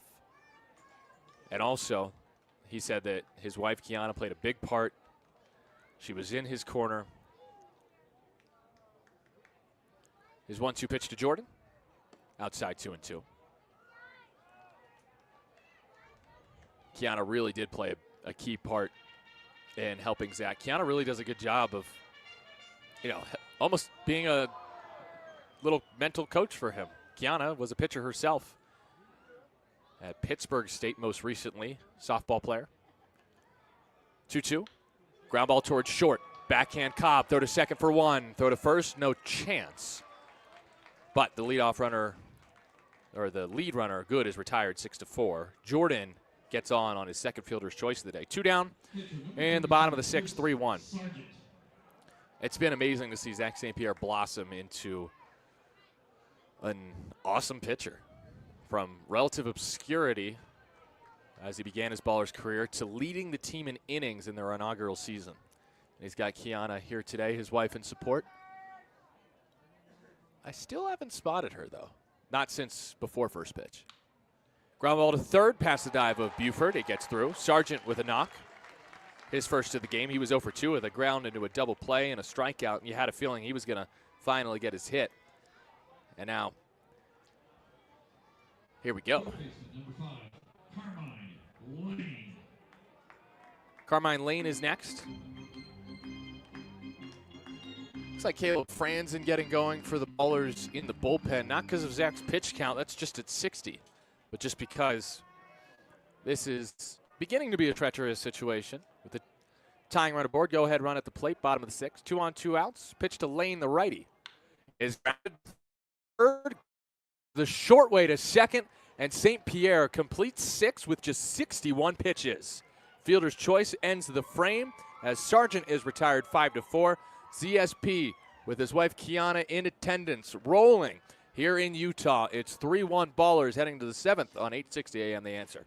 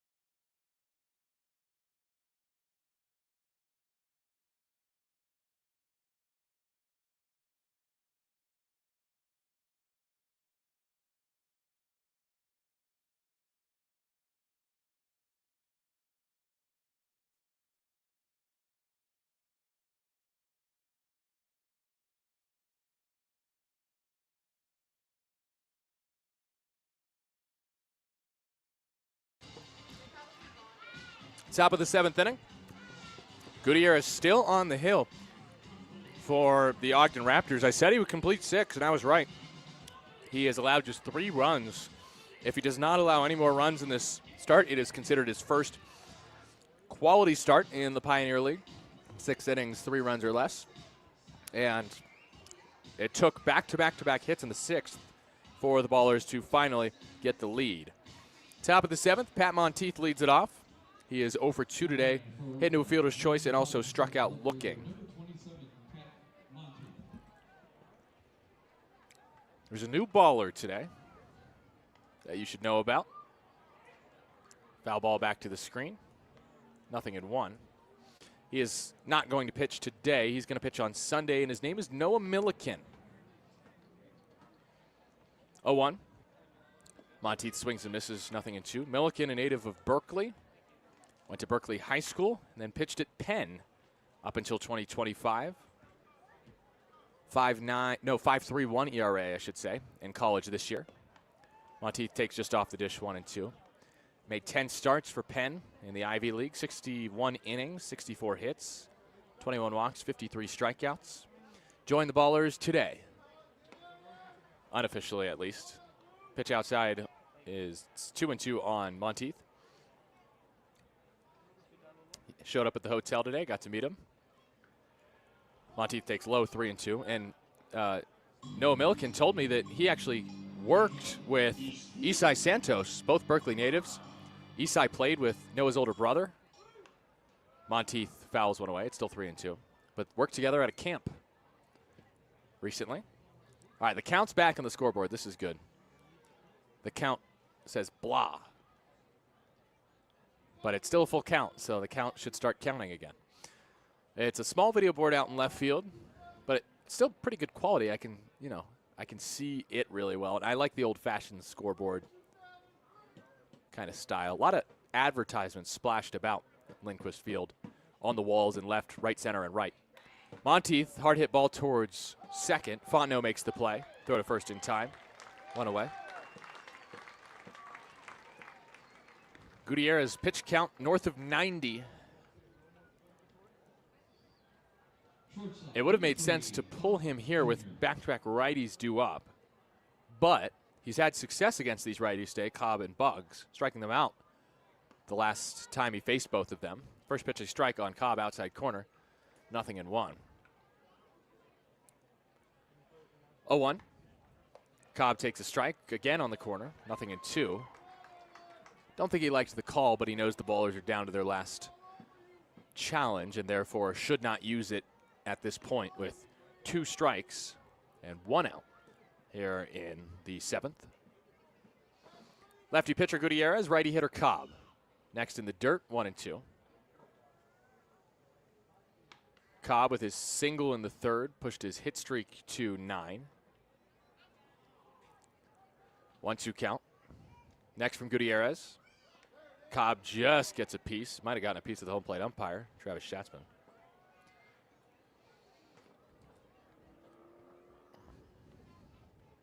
Cobb, the former Troy Trojan. Before that, he played at Hartford D3 school. Hit .467 at Raimondi against Ogden. Ground ball to second. Easy play for Fontenot. Takes a high hop off the dirt for out number 2. Back-to-back putouts for him. 2 outs, bases empty here in the top of the 7th. The Ballers lead the Ogden Raptors 3-1. I'm Nevada Cullen. Chris Dorr is back in our 860 AM The Answer Studios. Thanks for tuning in on your Friday night.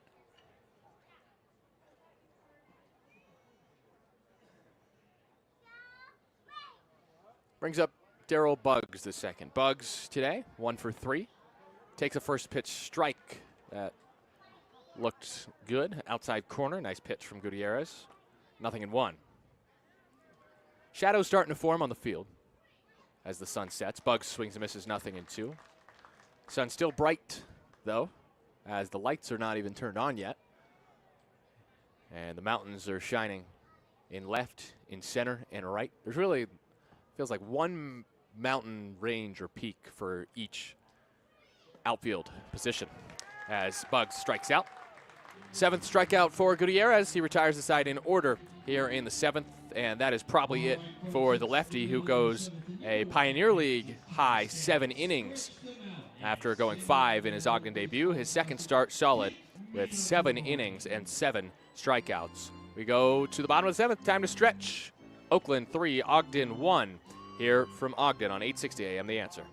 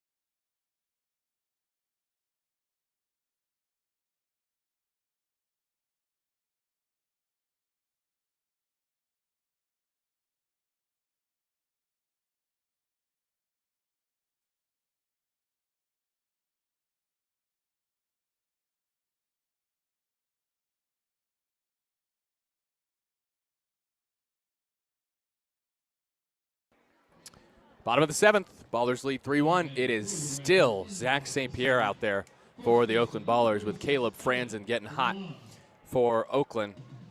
And St. Pierre facing Blum, Fontenot, and Wilkinson. Blum, a lefty. Fontenot, a right-handed hitter. And Wilkinson, a lefty. So my guess is maybe Franzen in to face Wilkinson. We'll see. First pitch, swing and a miss. I don't think there's any point in taking Zach St. Pierre out of this game, though, at this point. Pitch count, a unbelievable 62. Next toss, outside, called a ball. Ballers down to their final challenge. Don't challenge it, and it's good they didn't, because that was a good call by Travis Schatzman. Just off the plate. 1-1. Fly ball off to the left, foul. 1-2. Blum, former Billings Mustang, 42 games with Mustangs last year, hit .301, only hit .250 through 5 games this year before being cut. Third game with Ogden, swings and grounds it to second. Throw to first, well, not the best from Harris, but it's good enough for out number 1.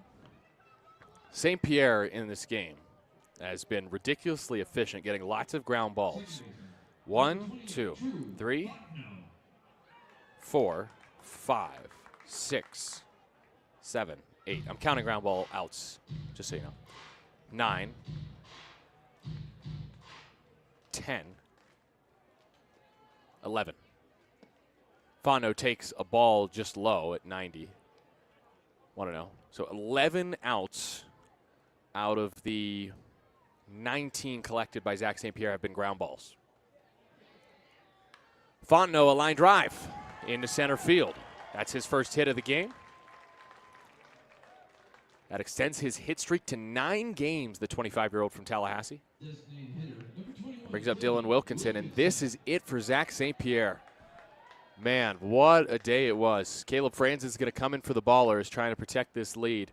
St. Pierre, who has gone deep before. His career high is 7. His season high was just this, 6 1/3.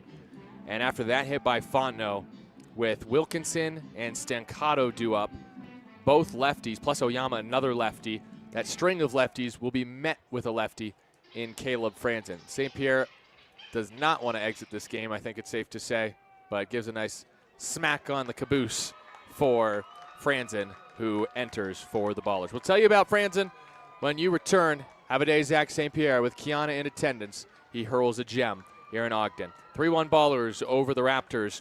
And we'll tell you about Franzen when you return on 860 AM The Answer.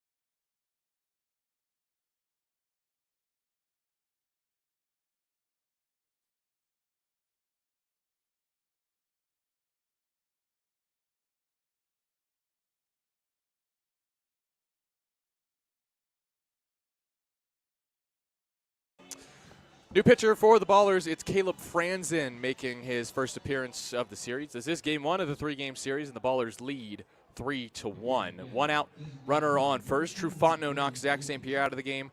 Franzen making his 8th appearance, 9 1/3 innings, 13 hits, 8 earned runs, 2 walks, 12 strikeouts. Aaron Miles turning to a lefty with some lefties due up and trying to get Franzen back on track after a tough outing on Wednesday. His first pitch to Wilkinson, the lefty. Runner goes, and it's a swing and a foul ball. That might have been a hit and run on for Ogden. Otherwise, that was definitely a missed sign by Wilkinson, as it looked like Fontenot had that stolen off of Franzen, who Wednesday against Missoula in a 12-7 loss gave up 5 hits, 4 earned runs, and a home run, 3 extra base hits, and a 4-run 7th, including a Roberto Pena 2-run bomb. So he's trying to get these lefties here. Wilkinson 0 for 2, 2 groundouts to short today.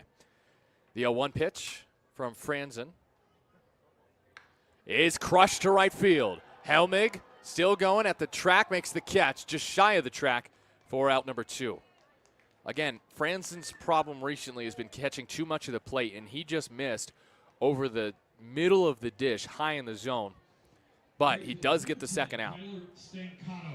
Gives us a second to talk about the day for Zach St. Pierre. He goes 6 1/3, which is tied for a season best, gives up 5 hits, 1 earned run, no walks, and only 1 strikeout. 67 pitches.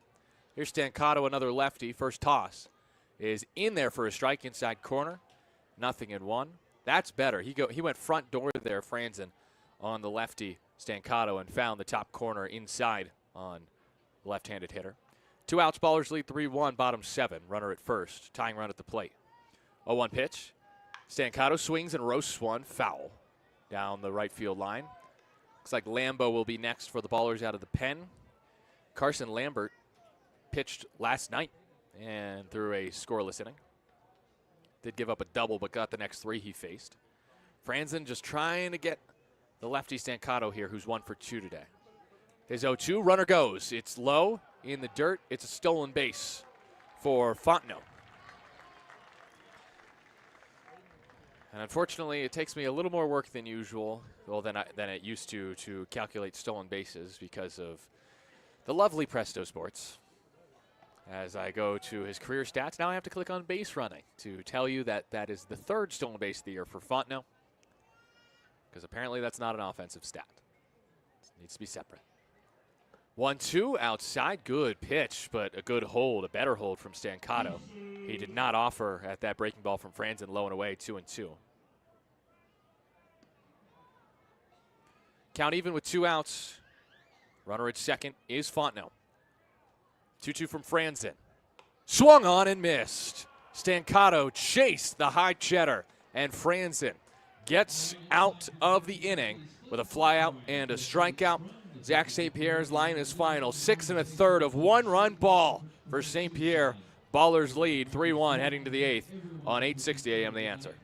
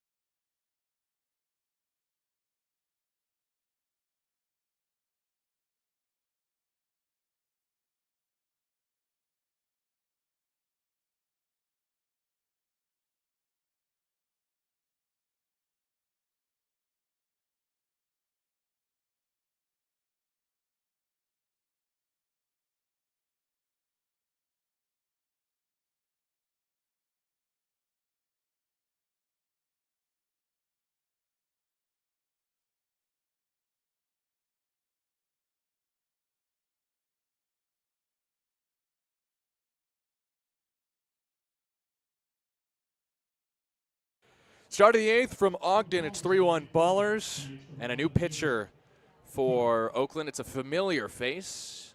Gutierrez was a new guy. They didn't know him, but they know this one. It is Sean Triplett, who has shut down the Ballers in 2 appearances this season. Last time these two teams faced on May 25th, he pitched an inning and 2/3 of no-hit baseball. Right-hander, first pitch to Druick is high and away for a ball, 1-0. 3-1, Ballers lead, top of the 8th inning. Druick today, 1 for 3 with a double his last time up. Next to Druick, laced to right center field. It gets down past the dive of Oyama. This is extra bases for Davis Druick. He jogs to second with a leadoff double, his second in 3 innings. And I respect the effort from Oyama there, but that is not usually a ball you dive on. That takes immense trust, I'll say, of Stancato, the right fielder, to dive on a line drive in the right center field gap, because if Stancato doesn't get to that quickly, Druick could have had a triple. Instead, it's a leadoff double against Triplett, just the 3rd hit he's allowed in 4+ innings against Oakland. 25-year-old from Providence, Utah. And now we're checking on Davis Druick out there at second. Get the binoculars out to see what they're looking at. Bruce Valentine is out there. I don't know what the issue is for Davis. James Harris is there too with Bruce Valentine. Druick's good to go. He gives 2 thumbs up. Okay. So athletic trainer Bruce Valentine, assistant coach James Harris will return to their positions. Valentine in the dugout. Harris coaching first. And the Ballers have an insurance run in scoring position with no one out for Cam Buford, who has driven in runs in consecutive at-bats. A home run in the 4th, an RBI single in the 6th. Triplett making his 9th appearance for Ogden, 7.36 ERA. 0-1, 11 innings, 16 hits. First to Buford is outside with a breaking ball. 5 walks, 14 strikeouts, a home run allowed. Last time out for Triplett was Tuesday against Great Falls, pitched a hitless inning and struck out the side. Buford takes slow and in for a ball, 2-0. It really was just 3 bad outings back-to-back-to-back against Yuba Sutter that tanked his ERA. And that's what the High Wheelers will do to you. 2-0 is popped up into shallow right field. Fontenot out, Stancato in. Stancato, the right fielder, with plenty of time to get there, makes the catch. No tag from Druick. 1 away. But Triplett has given up 9 earned runs this season, and all of them came against Yuba Sutter. Since then, he's put up 4 innings in 3 appearances with no runs and just 1 hit allowed, striking out 5. So it looks like Triplett's back to the form that he was in against Oakland. Team best 3.56 ERA last year for Ogden. Returning Raptor. First pitch to Harris swung on and missed. 0-1. 1 out. Runner at second is Druick after his 2nd straight double.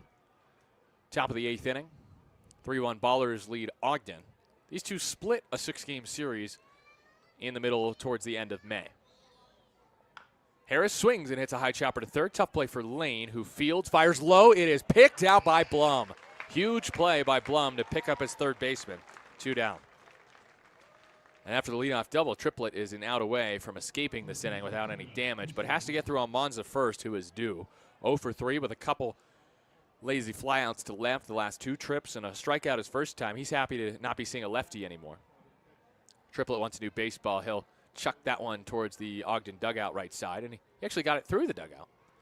Threw it right between the opening, the mouth of the dugout, if you will. First to Almanza, roped right field. Ballers will add another. Almanza heading for second. Druick scores, and Almanza does have a hit. He was 0 for 3 and comes up with the 2nd double of the inning. An RBI 2-bagger, and Almanza now leads the team with 28 RBI. Safe to say that pitch from Triplett caught too much of the plate. Right down the middle with the changeup at 74. 102 off the bat. I actually wouldn't be surprised if that's maybe no, I'm gonna guess changeup here. Hannah can correct me. No, changeup. 4-1 Ballers. Tilo at the dish, rips one into left field. This is down. Almanza in to score. It slows up at the wall, and Tilo cruises into second with the Ballers' 3rd double of the inning. 2 RBI doubles with 2 outs for the Stockton kids, Almanza and Lozano. Right field number 28, Lou Hunt. 5-1 Ballers here in the 8th. As the sirens blare, the Ballers' bats heat up late in this game. 4 runs across the last 3 frames. Game was tied at 1 entering the 6th. It's now 5-1 Ballers as Helmick takes outside. 1-0. Ballers finally get to Triplett. It took 3 tries against this good righty. It's Lou Helmick at the dish. Throw back to second on ball 2. Lozano is safe, 2-0. Helmick has a hit today. Lozano now has a 2-hit game. That is just the 3rd multi-hit game of the year for the Stockton, California native. Helmick rips one foul of first, 2-1. Well, this feels like the problem that Franzen has had recently. It feels like Triplett is catching too much of the plate. Just a bit too hittable here in the 8th. And Helmick hits one sharply towards short, and it's booted by Good. And I think this one might actually be a hit because Lozano, what he did is because he was running to third, he shielded. It was 90 off the bat. He shielded the vision of Good. So Good boots the ball, and Helmick reaches on the infield hit. It's a very tough call for Kennedy, who was the official scorekeeper to my right, but I think she made the right call. Am I biased? Yes. Yes, I am. But alas, I still think I think unbiased, it's still the right call because Lozano runs to third and blocks the vision of Good. There's no way Good boots that ball if there's no runner, and in my mind. Ballers will sub Pat Monteith here, who was 0 for 3 entering, and bring in Michael O'Hara, who plays a mean left field and also has the matchup advantage against the righty Triplett. Ballers hoping to get more insurance. They lead 5-1 here in the top of the 8th inning. And O'Hara has been hitting the ball pretty well so far in his Ballers career. 16 games, 348 hitter, 5 RBI. Comes off the bench today, looking to smash a ball. He takes outside for ball 1. The changeup from Triplett. Runners at the corners for the Ballers. 3 straight hits with 2 outs. RBI doubles by Almanza and Lozano. Single by Lou Helmick. O'Hara takes another off-speed pitch. That's the breaking ball low and away. 2-0. Cobb is due up on deck. He's 1 for 4 today if O'Hara walks to load the bases. Next pitch drops in outside corner for his strike. That was a generous call from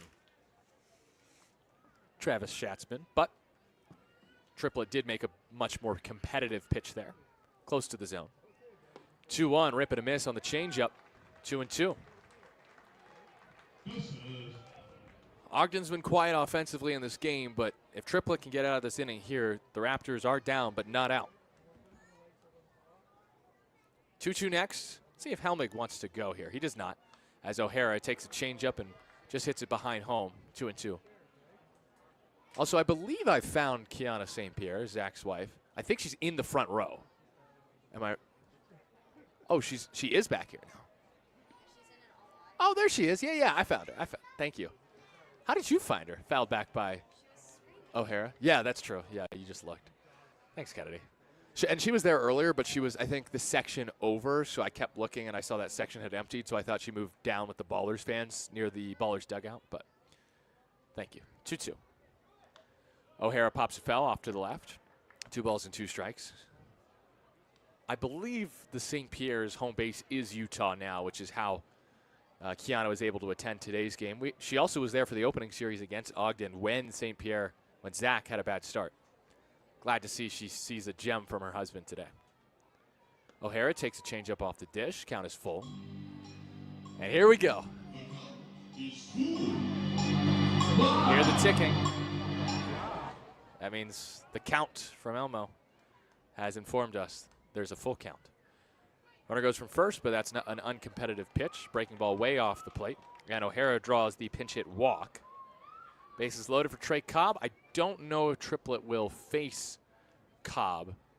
And yep, this is Evan Parker coming out of his dugout to bring in a new arm for Ogden. The Ballers get to Triplett here in the 8th. We'll tell you who the new arm is to try to get the Raptors out of this bases loaded jam when you return. It's 5-1 Ballers over the Raptors here on 860 AM. The Answer.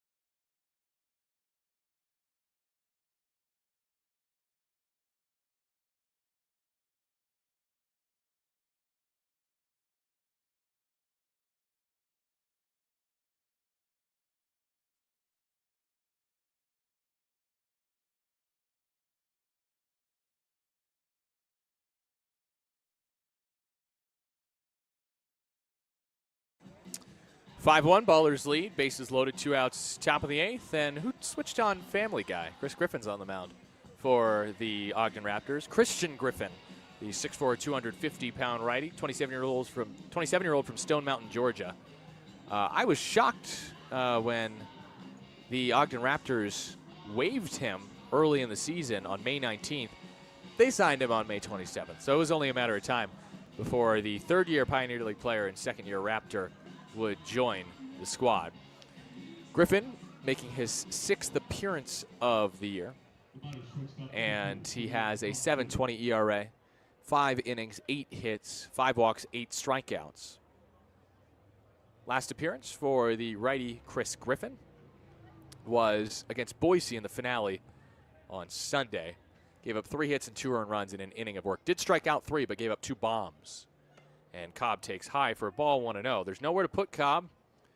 The bases are juiced here in the top of the 8th. The Ballers lead 5-1. There are 2 outs. The runners are Lozano, Helmick, and O'Hara.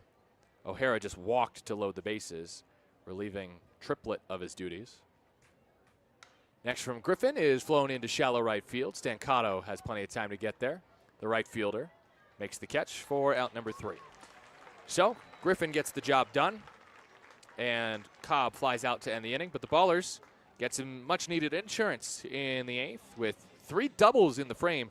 RBI doubles by Christian Almanza and Tyler Lozano mean that it's 5-1 Oakland with 6 outs to get here from Ogden on 860 AM The Answer.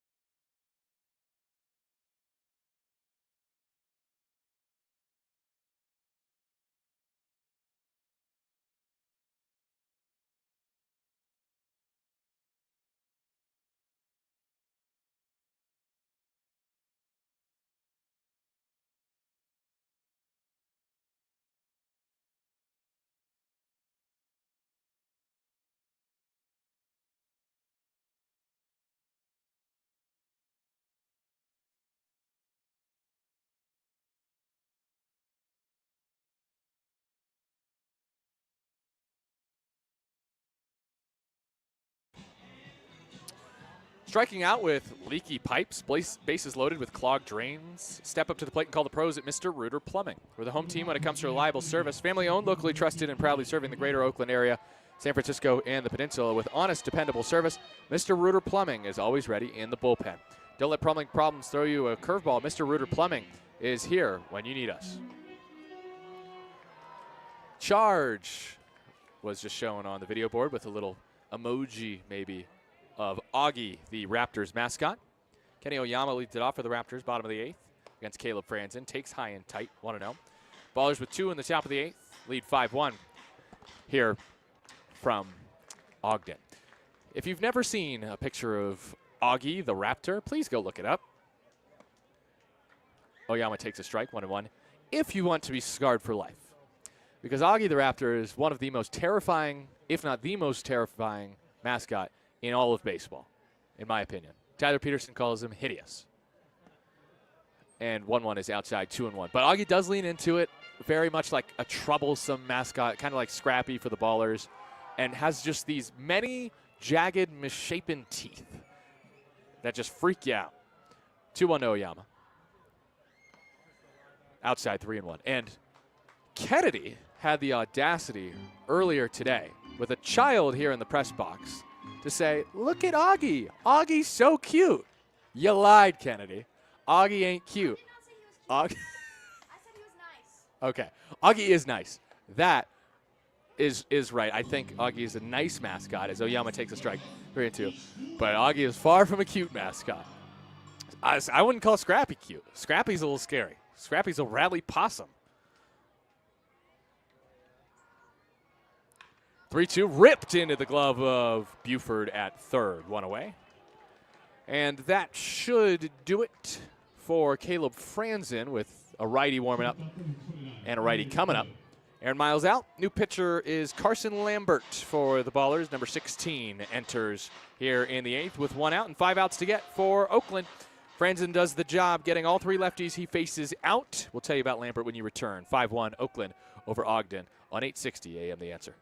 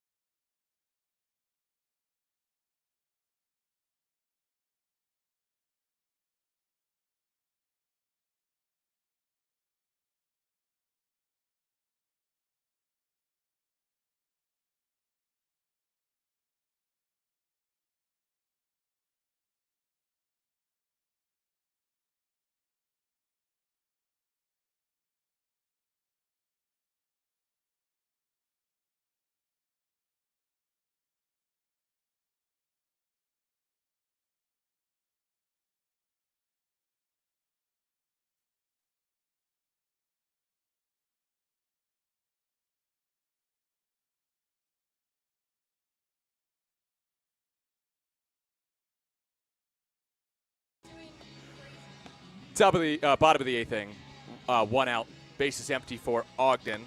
Elliot Good will bat against a righty in Carson Lambert. And it's pretty wild to say this because the Ballers have such a great bullpen, but Carson Lambert has, you can't argue, been the best reliever for the Ballers this year. With 10 appearances, 12 1/3 innings pitched, 9 hits, 0 earned runs, 2 walks, and 12 strikeouts.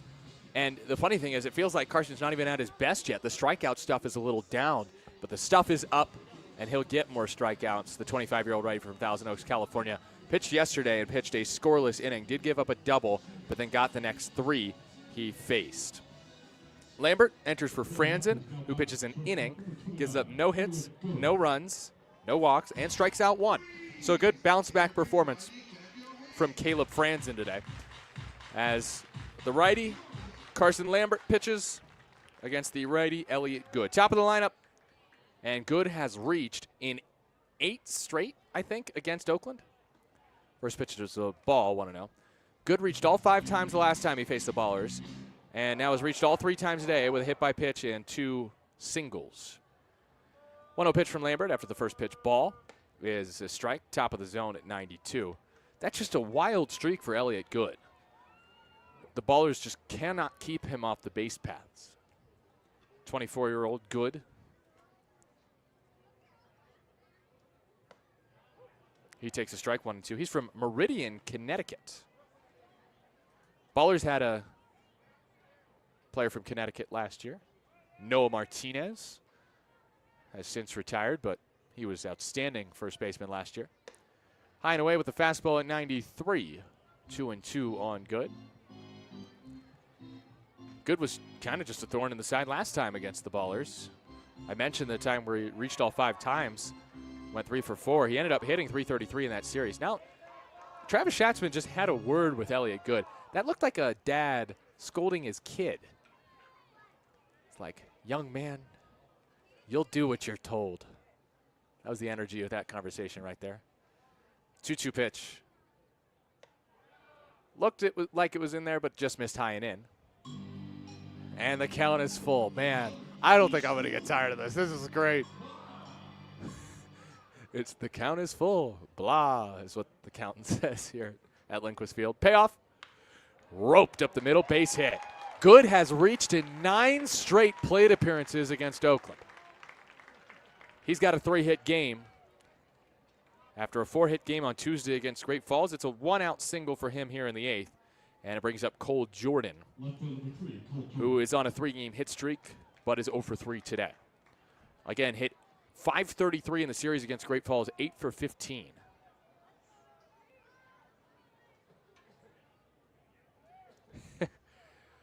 Five-one ballers in the bottom of the 8th inning. 1-out runner at first is good. Jordan, the right-handed batter against the righty pitcher Lambeau.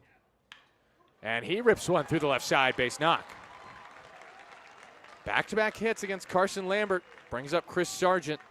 Tying run on deck for Ogden here in the 8th. Xavier Garcia commenting on YouTube. Nevada, I just did look up Augie the Raptor. He looks scary. Now I can't get over it.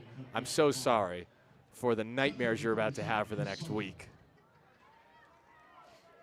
Sargent trying to give the Ballers nightmares here in the 8th. A hit his last time. He's 1 for 3 today. Hit safely in all 7 games this season against the Ballers. 2 on, 1 out against Lambert. Pitch to Sargent. In there for a strike. Outside corner, 0-1. Sargent 0 for 3 yesterday. But on Tuesday, tied a season high with 4 RBI against Great Falls. Hit a 3-run homer in that game. 21-1 victory for the Ogden Raptors. A 1 tapped off of Sargent. It's 0-2. Led Ogden last year with 19 long balls, 95 RBI. He already has 22 RBI this year and 4 home runs. Hitting just .272, but slugging .402. Those 4 homers are his only extra base hits. So he's still managing to find ways to drive in runs despite a slow start to the season. And he's hoping to drive in runs here with 2 strikes. Lambert, the righty, against the right-handed hitting Sargent. Close stance, wielding a blue-barreled bat. Lambeau settles, looks towards second. Kicks and fires. Swing and a miss, strike 3. 93-mile-an-hour fastball blown past him, inside corner. Great pitch from Lambeau, 2 down. Only the 3rd strikeout today for Ogden hitting-wise and Oakland pitching-wise. And the Ballers have struck out 7 times, so that's a few more times than Ogden. They've been putting the ball in play today, but that's St. Pierre's specialty is weak contact. Hard contact in this inning, though. 2 singles by Good and Jordan have put 2 on with 2 outs and a 5-1 Ballers lead, bottom of the 8th. This is Carmine Lane. First pitch to him, dots the bottom of the zone for his strike, 0-1. Lane's 4-game hit streak on the line. 0 for 3 today, but 7 for 17 in his 4-game hit streak with a couple RBI, 2 doubles, and a homer. Starting to finally hit. .295 average. 18 driven in for Lane, the righty. And he swings and hits one sharply. Left side, past the glove of Cobb, into left field. O'Hara comes up firing, misses the cutoff man, and the runner is safe at home. It's an RBI knock for Carmine Lane. And Ogden is within 3. 5-2. Oakland leads in the bottom of the 8th inning. Still 2 away, but the tying run at the plate in Evan Blum. And the broadcasters, jinx strikes again as Lambert allows his first earned run of the year. You can't make this stuff up. Give Carson credit. It took him quite a while to allow that first earned run. 11 appearances to be exact, as Jim Diedrich comes out to the mound to settle his hard-throwing righty.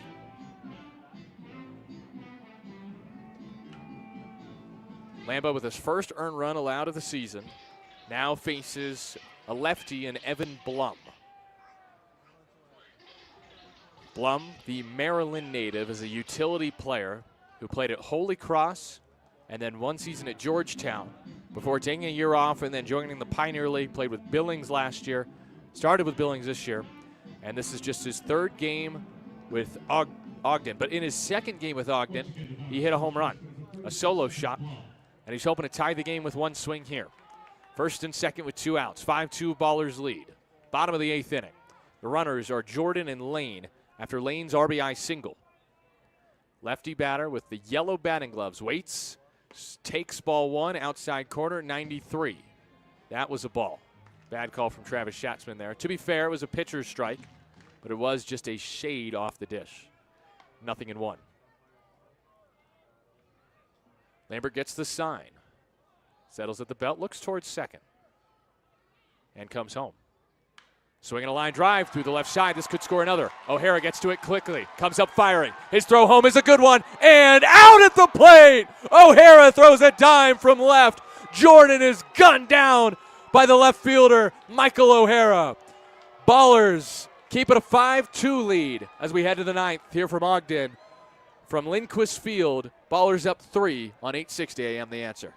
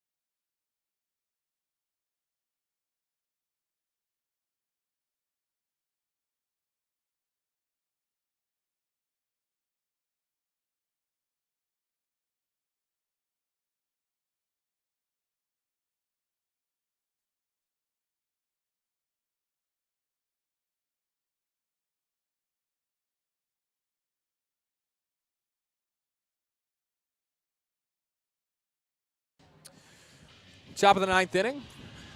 Ballers lead 5-2 over the Ogden Raptors after Michael O'Hara makes a great throw to gun down the runner at home, Cole Jordan, on what looked to be an RBI single by Evan Blum.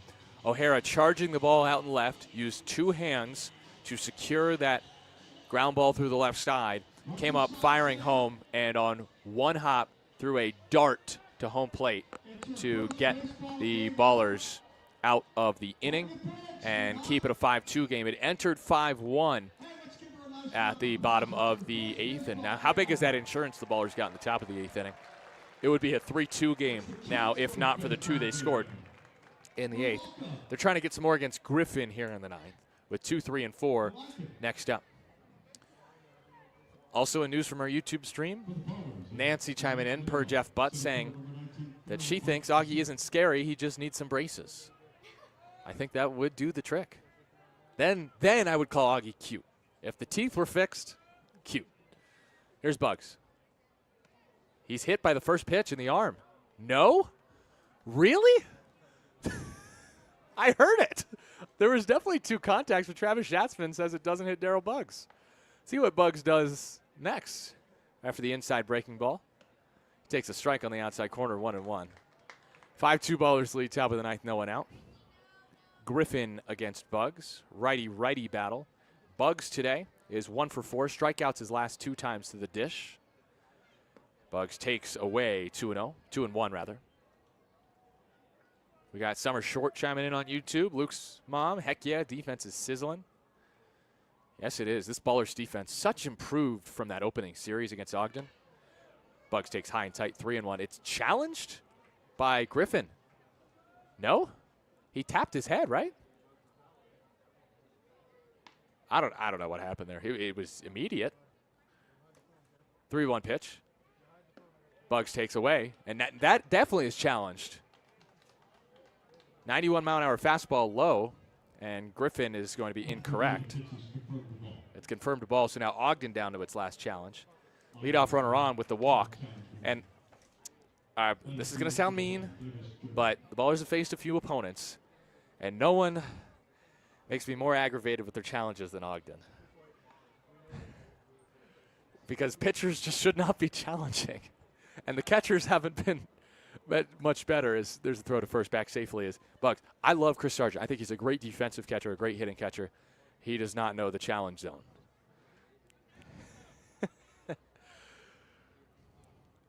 Runner goes on the first pitch. It's a pitch out. It's a high pitch, but Bugs is safe. He steals second. That is his second stolen base of his pro career. 1-0 on Druick. And look, and the problem really for Ogden, it's not that they're challenging like pitches that aren't close. It's the spot. You don't challenge. You don't use. I guess this is an okay. Was an okay spot for the challenge. I don't like that Griffin was the one challenging. 1-0 pitch to Druick. Is low and away, but it was in the series at Raimondi that Ogden was challenging way too early in the game and running out of challenges. And you just can't do that. You got to save challenges in a tight game for late game scenarios. Druick swings and fouls one back, 2-1. The whole methodology with challenges is you use them in counts where it matters. First pitch, borderline, called a strike, you don't challenge that. Bases loaded, 3-2 pitch, called a strike, yeah, you better challenge that if you go down looking there. 2-1. Druick takes high, 3-1. Hitters count for a guy with back-to-back doubles, not the spot that Griffin wants to be in here, and no one warming in that Ogden bullpen. Ballers trying to answer after Ogden did score in the bottom of the eighth, 1 run. It's 5-2 Ballers with no one out and the runner at second, Bugs. 3-1. Druick takes high, nowhere close, and Griffin, struggling with command, has walked back-to-back batters. Not what he wants to do, and definitely not the batter he wants to face next in Cam Buford, who is already homered today. Now the pitching coach for Ogden comes out. Is this Dennis Gomez? Yes, White Sox associate scout, former pitcher himself. He's from Miami. Drafted by the Giants in the 27th round back in 1994 out of William Penn University in Iowa. He also played some indie ball.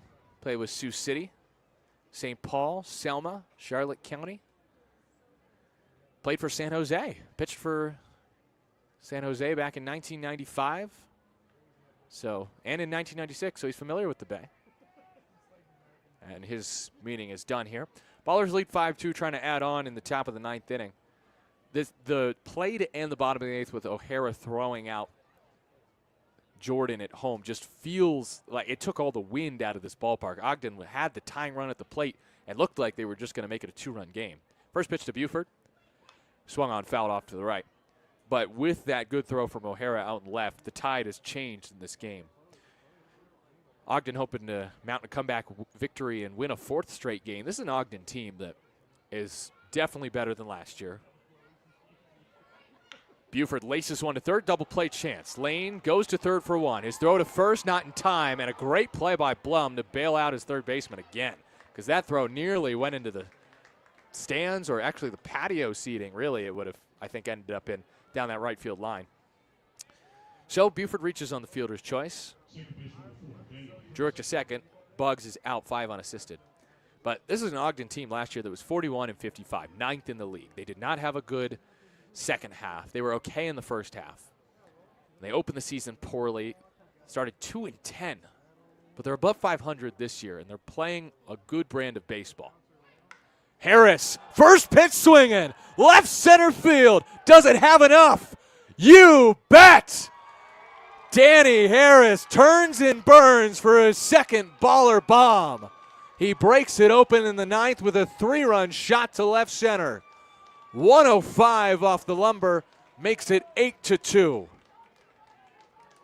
Goodness gracious, he destroyed that high fastball. It's not a bad pitch either from Griffin. It's in the zone, yes, but it's at the very tippy top. And Trey Cobb is very happy with his teammate, gives him a little push of celebration after the long bomb, 376 feet just out to left center. Next, Christian Almanza, first pitch outside, ball 1. Ballers break it open. It's 8-2 in the ninth with 1 out, bases empty. All 7 of the 8 runs, I should say. Almanza takes a strike, 1-1.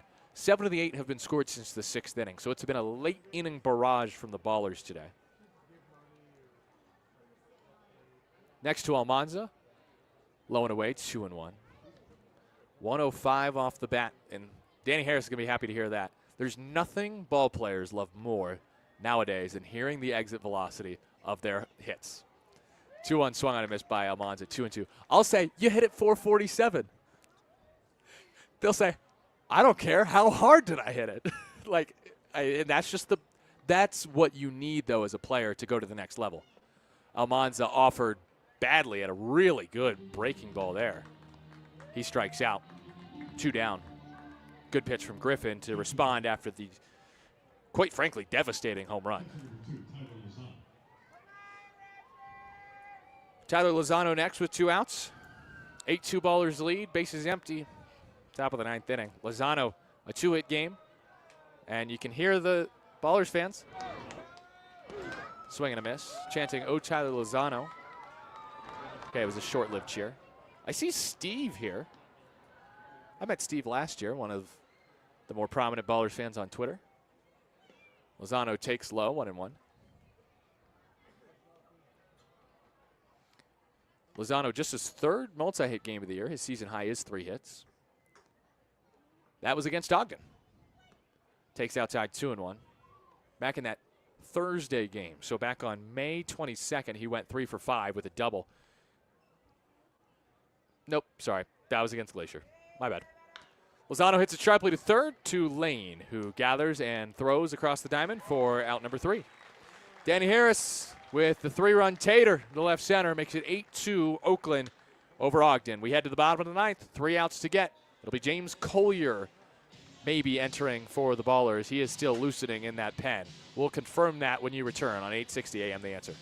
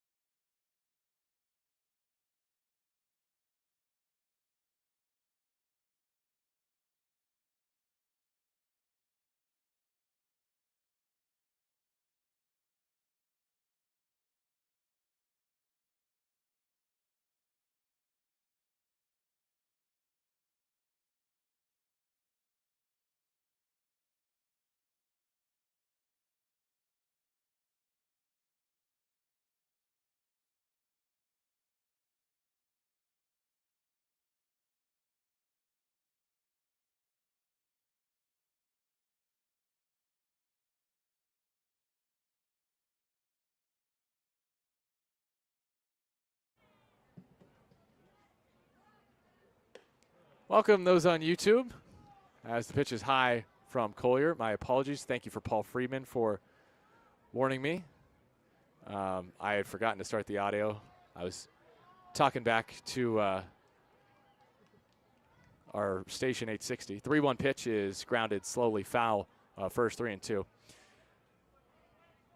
Yes. Oh, man. Reed's dad's making me laugh. Jeff Butts commenting on YouTube. Broadcasting and sign language. Yeah, I forgot to unmute myself on the YouTube stream. That's my bad, guys. I was talking to Chris in between breaks. You didn't miss anything. Runner on first. Throw back to first, not in time. Strikeout to start the inning for Collier.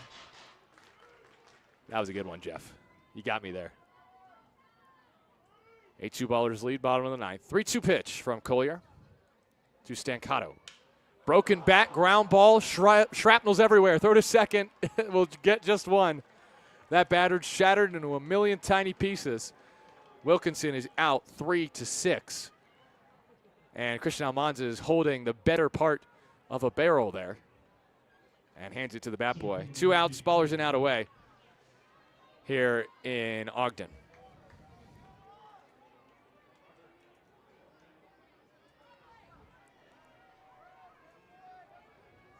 So the putout goes 3-6. Stancato reaches in the fielder's choice. The last hope is Kenny Oyama, who has driven in a run in 3 straight games. That streak can continue here with an extra base hit. First pitch taken high, ball 1. Ballers have 1 challenge remaining. They can choose to use it. Ogden also has 1 left.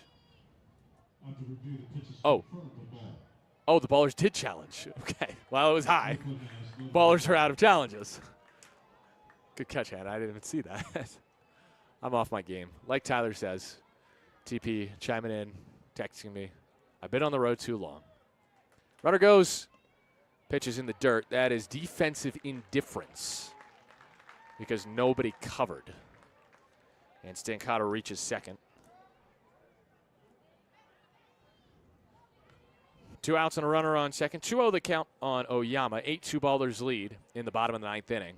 7 runs in the final 4 frames for the Ballers to take a commanding lead of game 1 of this 3-game set. 2-0. Oyama takes a strike. You had a feeling that the Ballers were going to play a bit mad today, considering the way they lost to Missoula. The last time we saw the Ballers on the field, it was when they were literally all of them on the field during the knockout round after it had finished, chirping, both teams jawing at each other. Ground ball past third. And this will extend the RBI streak for Oyama. An Oppo single with 2 outs to get another run on the board for Ogden. It's 8-3.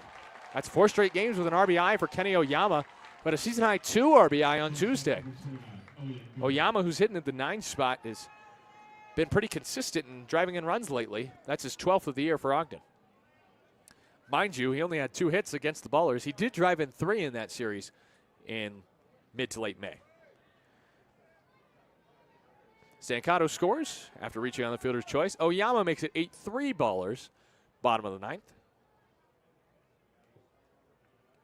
First pitch strike to the leadoff man, good.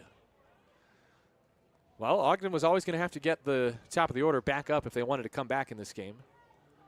Is it too little, too late? Maybe, but at least they get a run to hopefully take momentum into tomorrow. Runner goes. That's off the top of the mitt of Lozano. I guess it's a wild pitch. Actually, you know what? Pass ball? I don't know. Stolen base? Yeah, that's fair. That's fine. Oyama can have that stolen base there. I was going to say, there was some attempt by Lozano to throw him out there, but he could not catch the baseball. And we'll say that's why he dropped it. So stolen base for Oyama. Good as the batter. 1-1 pitch. 1 out away are the Ballers from a win. And Collier misses high, 2-1. This game started at 5:31 pack time, 6:31 local. We're just short of 9 o'clock. Trying to finish this one before 8 p.m. pack time. 2-1. Fly ball off to the right, 2-2. There's one thing I've learned to hate very quickly in the Pioneer League. It's late starts. Missoula starts at 7:15 local time. That's just too late. Ogden does it right. Ballers do it right too. We love a 6:30, 6:35 start. 2-2 with 2 outs from Collier. The righty delivers. Foul back to the screen. Good. The last hope for Ogden. His streak of 9 in a row reached in his last 2 games dating back to late May against the Ballers is on the line right here. Can he make it 10 in a row? Collier set at the belt. The 2-2 from the righty. Outside, payoff pitch coming. A walk would do the trick for Good. He doesn't need a hit here. Ogden does need a base runner to extend this game. And we see the count maybe for one final time here at Lindquist Field. Popping up on the screen on the video board out in left center. Collier settles at the belt. Does not check second. Size, exhales, delivers. Line drive, right field, blooper. Almanza heading out, nearly makes a basket catch. And then fumbles the baseball. Helmig ends up with the RBI single by Good, who has now hit safely in his last 4 plate appearances. It's an RBI knock. It's an 8-4 game. Ogden with some late life. And Good has now reached in 10 straight plate appearances against the Ballers. What a streak he's on. That's also his second 4-hit game this week.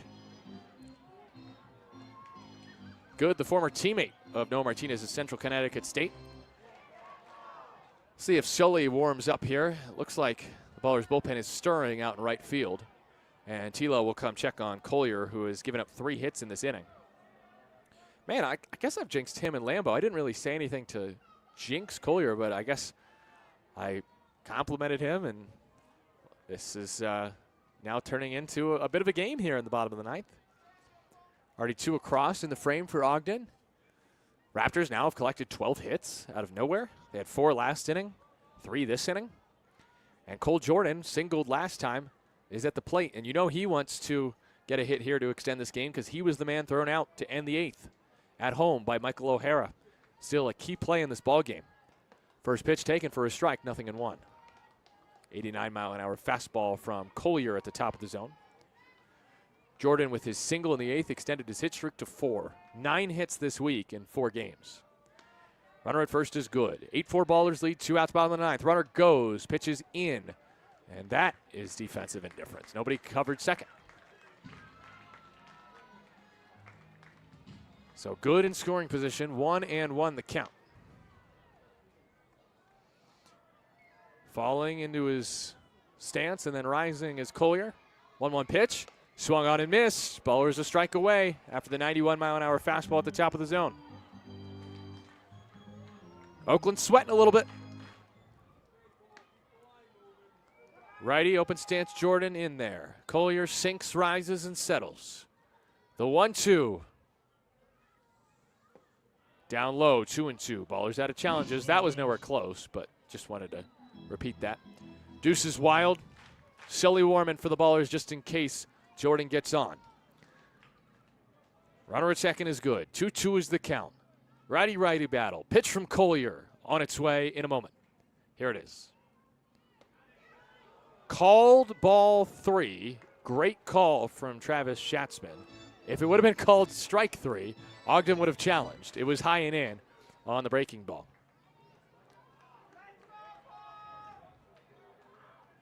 (3-2), 2 outs, 8-4 Ballers, bottom of the 9th. Collier against Jordan.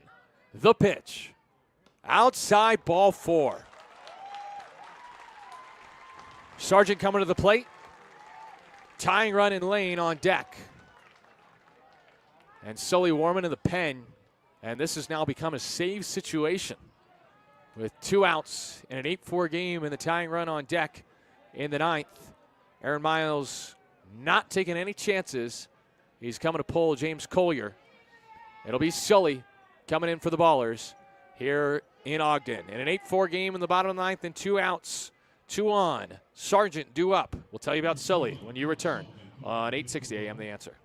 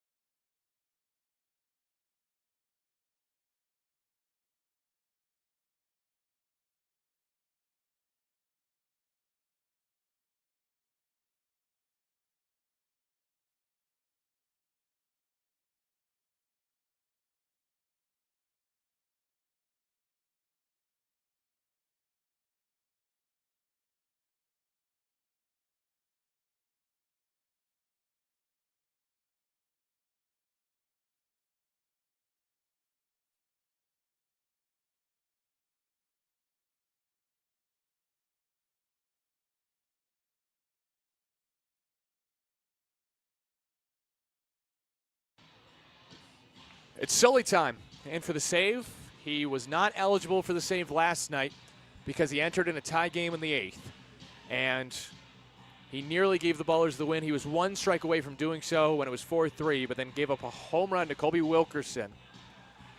And Missoula ended up tying the game with that home run and then winning in the knockout round. So, you know, Sully was hoping to get into this game at some point, and because the tying run is on deck in Carmine Lane, this is a save situation for Sully, the joint league leader in saves with Missoula's Armin Sabori and Ogden's own Nick Cardinal.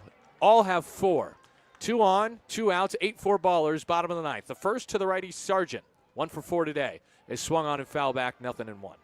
Sullivan yesterday gave up that home run to Wilkerson in the 9th. Down to their final strike was Missoula when they tied it off of Sullivan. That was the first home run allowed for him this season, second of his career. 0-1. Sargent takes, and it's a wild pitch. Gets away from Lozano. Good to third. Jordan to second. Those runs don't matter. The only run that matters is the man at the plate, Chris Sargent. Sully making his 10th appearance. 1.54 ERA. 4 saves, 11 2/3 innings, 6 hits, 2 earned runs, 2 walks, 8 strikeouts for the Martinez native, the former Cal Bear. He's faced Ogden twice before, pitched twice. Did give up 1 earned run against the Raptors. 1-1 pitch to the big righty Sargent. Way outside, 2-1. Ballers again just having to sweat this one out here in Ogden. Raptors have the tying run on deck in Lane, and they have Sargent at the plate, who has just 1 hit today, but he was their MVP last year, an all-star. 19 long balls, 95 RBI in 2024, and he swings and fouls one away to the right side out of play, 2-2. There's always so much confidence from this Ballers team when Sully takes the hill because of his dominance as a closer, a career 1.64 ERA in the Pioneer League. This is a guy who has the ability to play at the affiliate level. The Ballers want to help him get there. It was a shock yesterday when he gave up the game-tying homer in the 9th. He's 1 pitch away from getting redemption today against the Ogden Raptors. 2-2. Poked foul. Good fight from Sargent. He got that nasty Sully slider. Top of the zone, though. He was able to get a piece of it. Still 2-2. Righty Sullivan. Right-handed hitting Sargent. Even stance, holds the blue bat on the right shoulder. Sully from the stretch delivers. Pop up behind home. Lozano looking. No play. It's way out of play. And you know, Sargent has a chip on his shoulder against the Ballers. Opening day, lost a knockout round to Tremaine Cobb. He didn't hit a single homer. And then blasted 2 homers 2 days later in a 4 RBI performance for the Raptors. So 2 of his 4 home runs against the Ballers this year, and he's trying to either take Sully deep or just get aboard here to bring the tying run to the plate in the 9th. 8-4 Ballers lead. The runners are Good and Jordan at second and third. Sully is set. His next 2-2 pitch is laced past short into center field. This scores 2. Tying run to the plate here in the 9th for Ogden. 8-6. Oakland leads. 2-run single from Chris Sargent. Carmine Lane is next. Pinch runner in. That's a number I know. It's number 9, Denver Blinn, who did steal a base against Oakland at Ramondi. Might he try a steal to stay out of a force out at second? You know, Lane wants to go yard here. He has 4 homers this season. 1 in his last 4 games. A 4-game hit streak, and RBI single last time up for the righty. First, runner goes. It's a foul ball. So Blinn has to go back. 0-1. This well and truly a safe situation at this point. Collier ineffective in relief today. Sullivan trying to stop the bleeding after the 2-strike single by Sargent to drive home 2 and make it 8-6 Oakland. Next pitch outside, 1-1. Blinn the runner at first. Lane at the plate, the tying run. Former 19th round pick in the 2022 draft out of South Florida.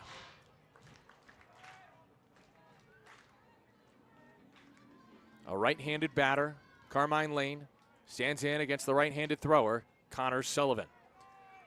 Sully's 1-1 toss is next. Runner goes again, and it's fouled off again to the right, 1-2. So Blinn, who's trying to stay out of that force out, now I think he kind of has to go here on 1-2 because he doesn't want to get retired at second base on a ground ball. Sully trying to keep it just out of play and end the game with a strikeout. His 1-2 pitch, hit right back to him. Sully snares, fires overhand to first, and locks down his league-leading 5th save of the year. Ogden pushes Oakland to the brink in the 9th with 4 runs in the final inning. But Sully takes care of business, entering for Collier, gives up a single, but then gets Lane to ground out right back to him for out number 3. Final score, 8-6.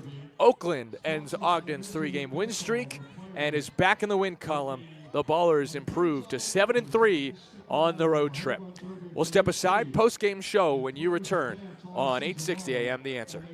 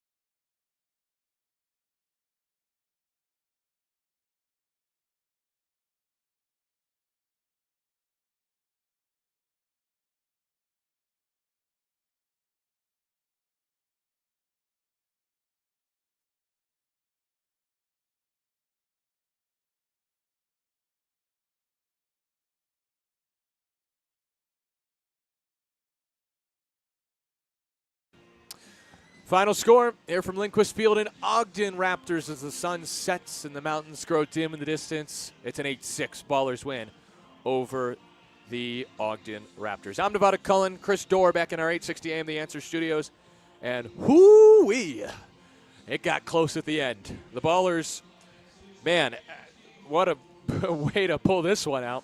It was a weird game because it was close, and then it was a blowout, and then they nearly blew it in the end. But Connor Sullivan locks down the save to help the Oakland Ballers win in Ogden, their opening game with this 3-game set in the Beehive State, as they call it, of Utah. So what happened, actually? It was Ogden who scored first, an RBI single by Elliott Good in the 3rd inning. So 1-0 Ogden at that point. But then Oakland in the 4th got a solo shot. Cam Buford ambushed a high outside fastball, 105 miles an hour off the bat, 408 feet to right field. 1-1 game, entering the 6th, and the Ballers got a couple more. 3 straight hits started the inning. Davis Druitt with a double, Cam Buford with the RBI single, and Danny Harris with an RBI single. That led to a 3-1 Ballers lead. Then St. Pierre, it's time to talk about him. Zach St. Pierre pitches into the 7th, 6 1/3 innings, 5 hits, an earned run, no walks, 1 strikeouts, and only threw 67 pitches. I mean, St. Pierre could pitch in the finale of the series if he wanted to. He probably, I really doubt, would not. There's no reason to throw him with the Ballers' solid bullpen. But anyways, a gem from St. Pierre today. He was Maddox-like in his efficiency. The Ballers got 2 more in the top of the 8th inning. A double by Davis Druitt led off the frame. Christian Almanza and Tyler Lozano later with 2 outs both had RBI doubles. In the 9th, actually Ogden first, got a run in the, this is an important inning because Carmine Lane hit an RBI single in the 8th inning to make it Ballers 5, Ogden 2. But Evan Blum's single ended up in left field, and Michael O'Hara gunned down Cole Jordan at home in one of the most important plays of this ball game, throwing out the runner to end the inning and send the game to the ninth. The Ballers then got 3 very important runs of insurance from Danny Harris, who had a 3-run homer. That was his second Oakland homer. It went 376 feet to left center field, an absolute tank. Ballers up 8-2 in the ninth. Turn to James Collier, and he had his worst outing so far, giving up 4 runs. And he allowed 3 hits and walked a batter.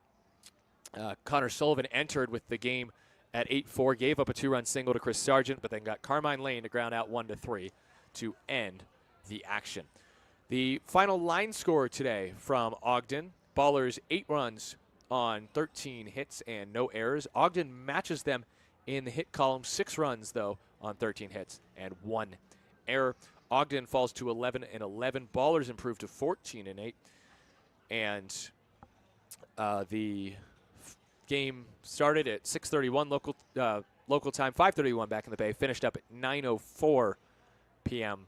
Mountain Time, 8:04 Pacific Time, for a final time, I always forget to calculate this, of 2 hours and 33 minutes. Attendance just a shade under 4,000, 3,884 on a day that was in the high 80s for most of this game, and sunny, not a cloud to be seen in the sky, Friday, June 13th. Zach St. Pierre, your winning pitcher. 1-2 record now as Gutierrez gets the loss, falls to an unlucky 0-2, despite really dominating over his 7 innings.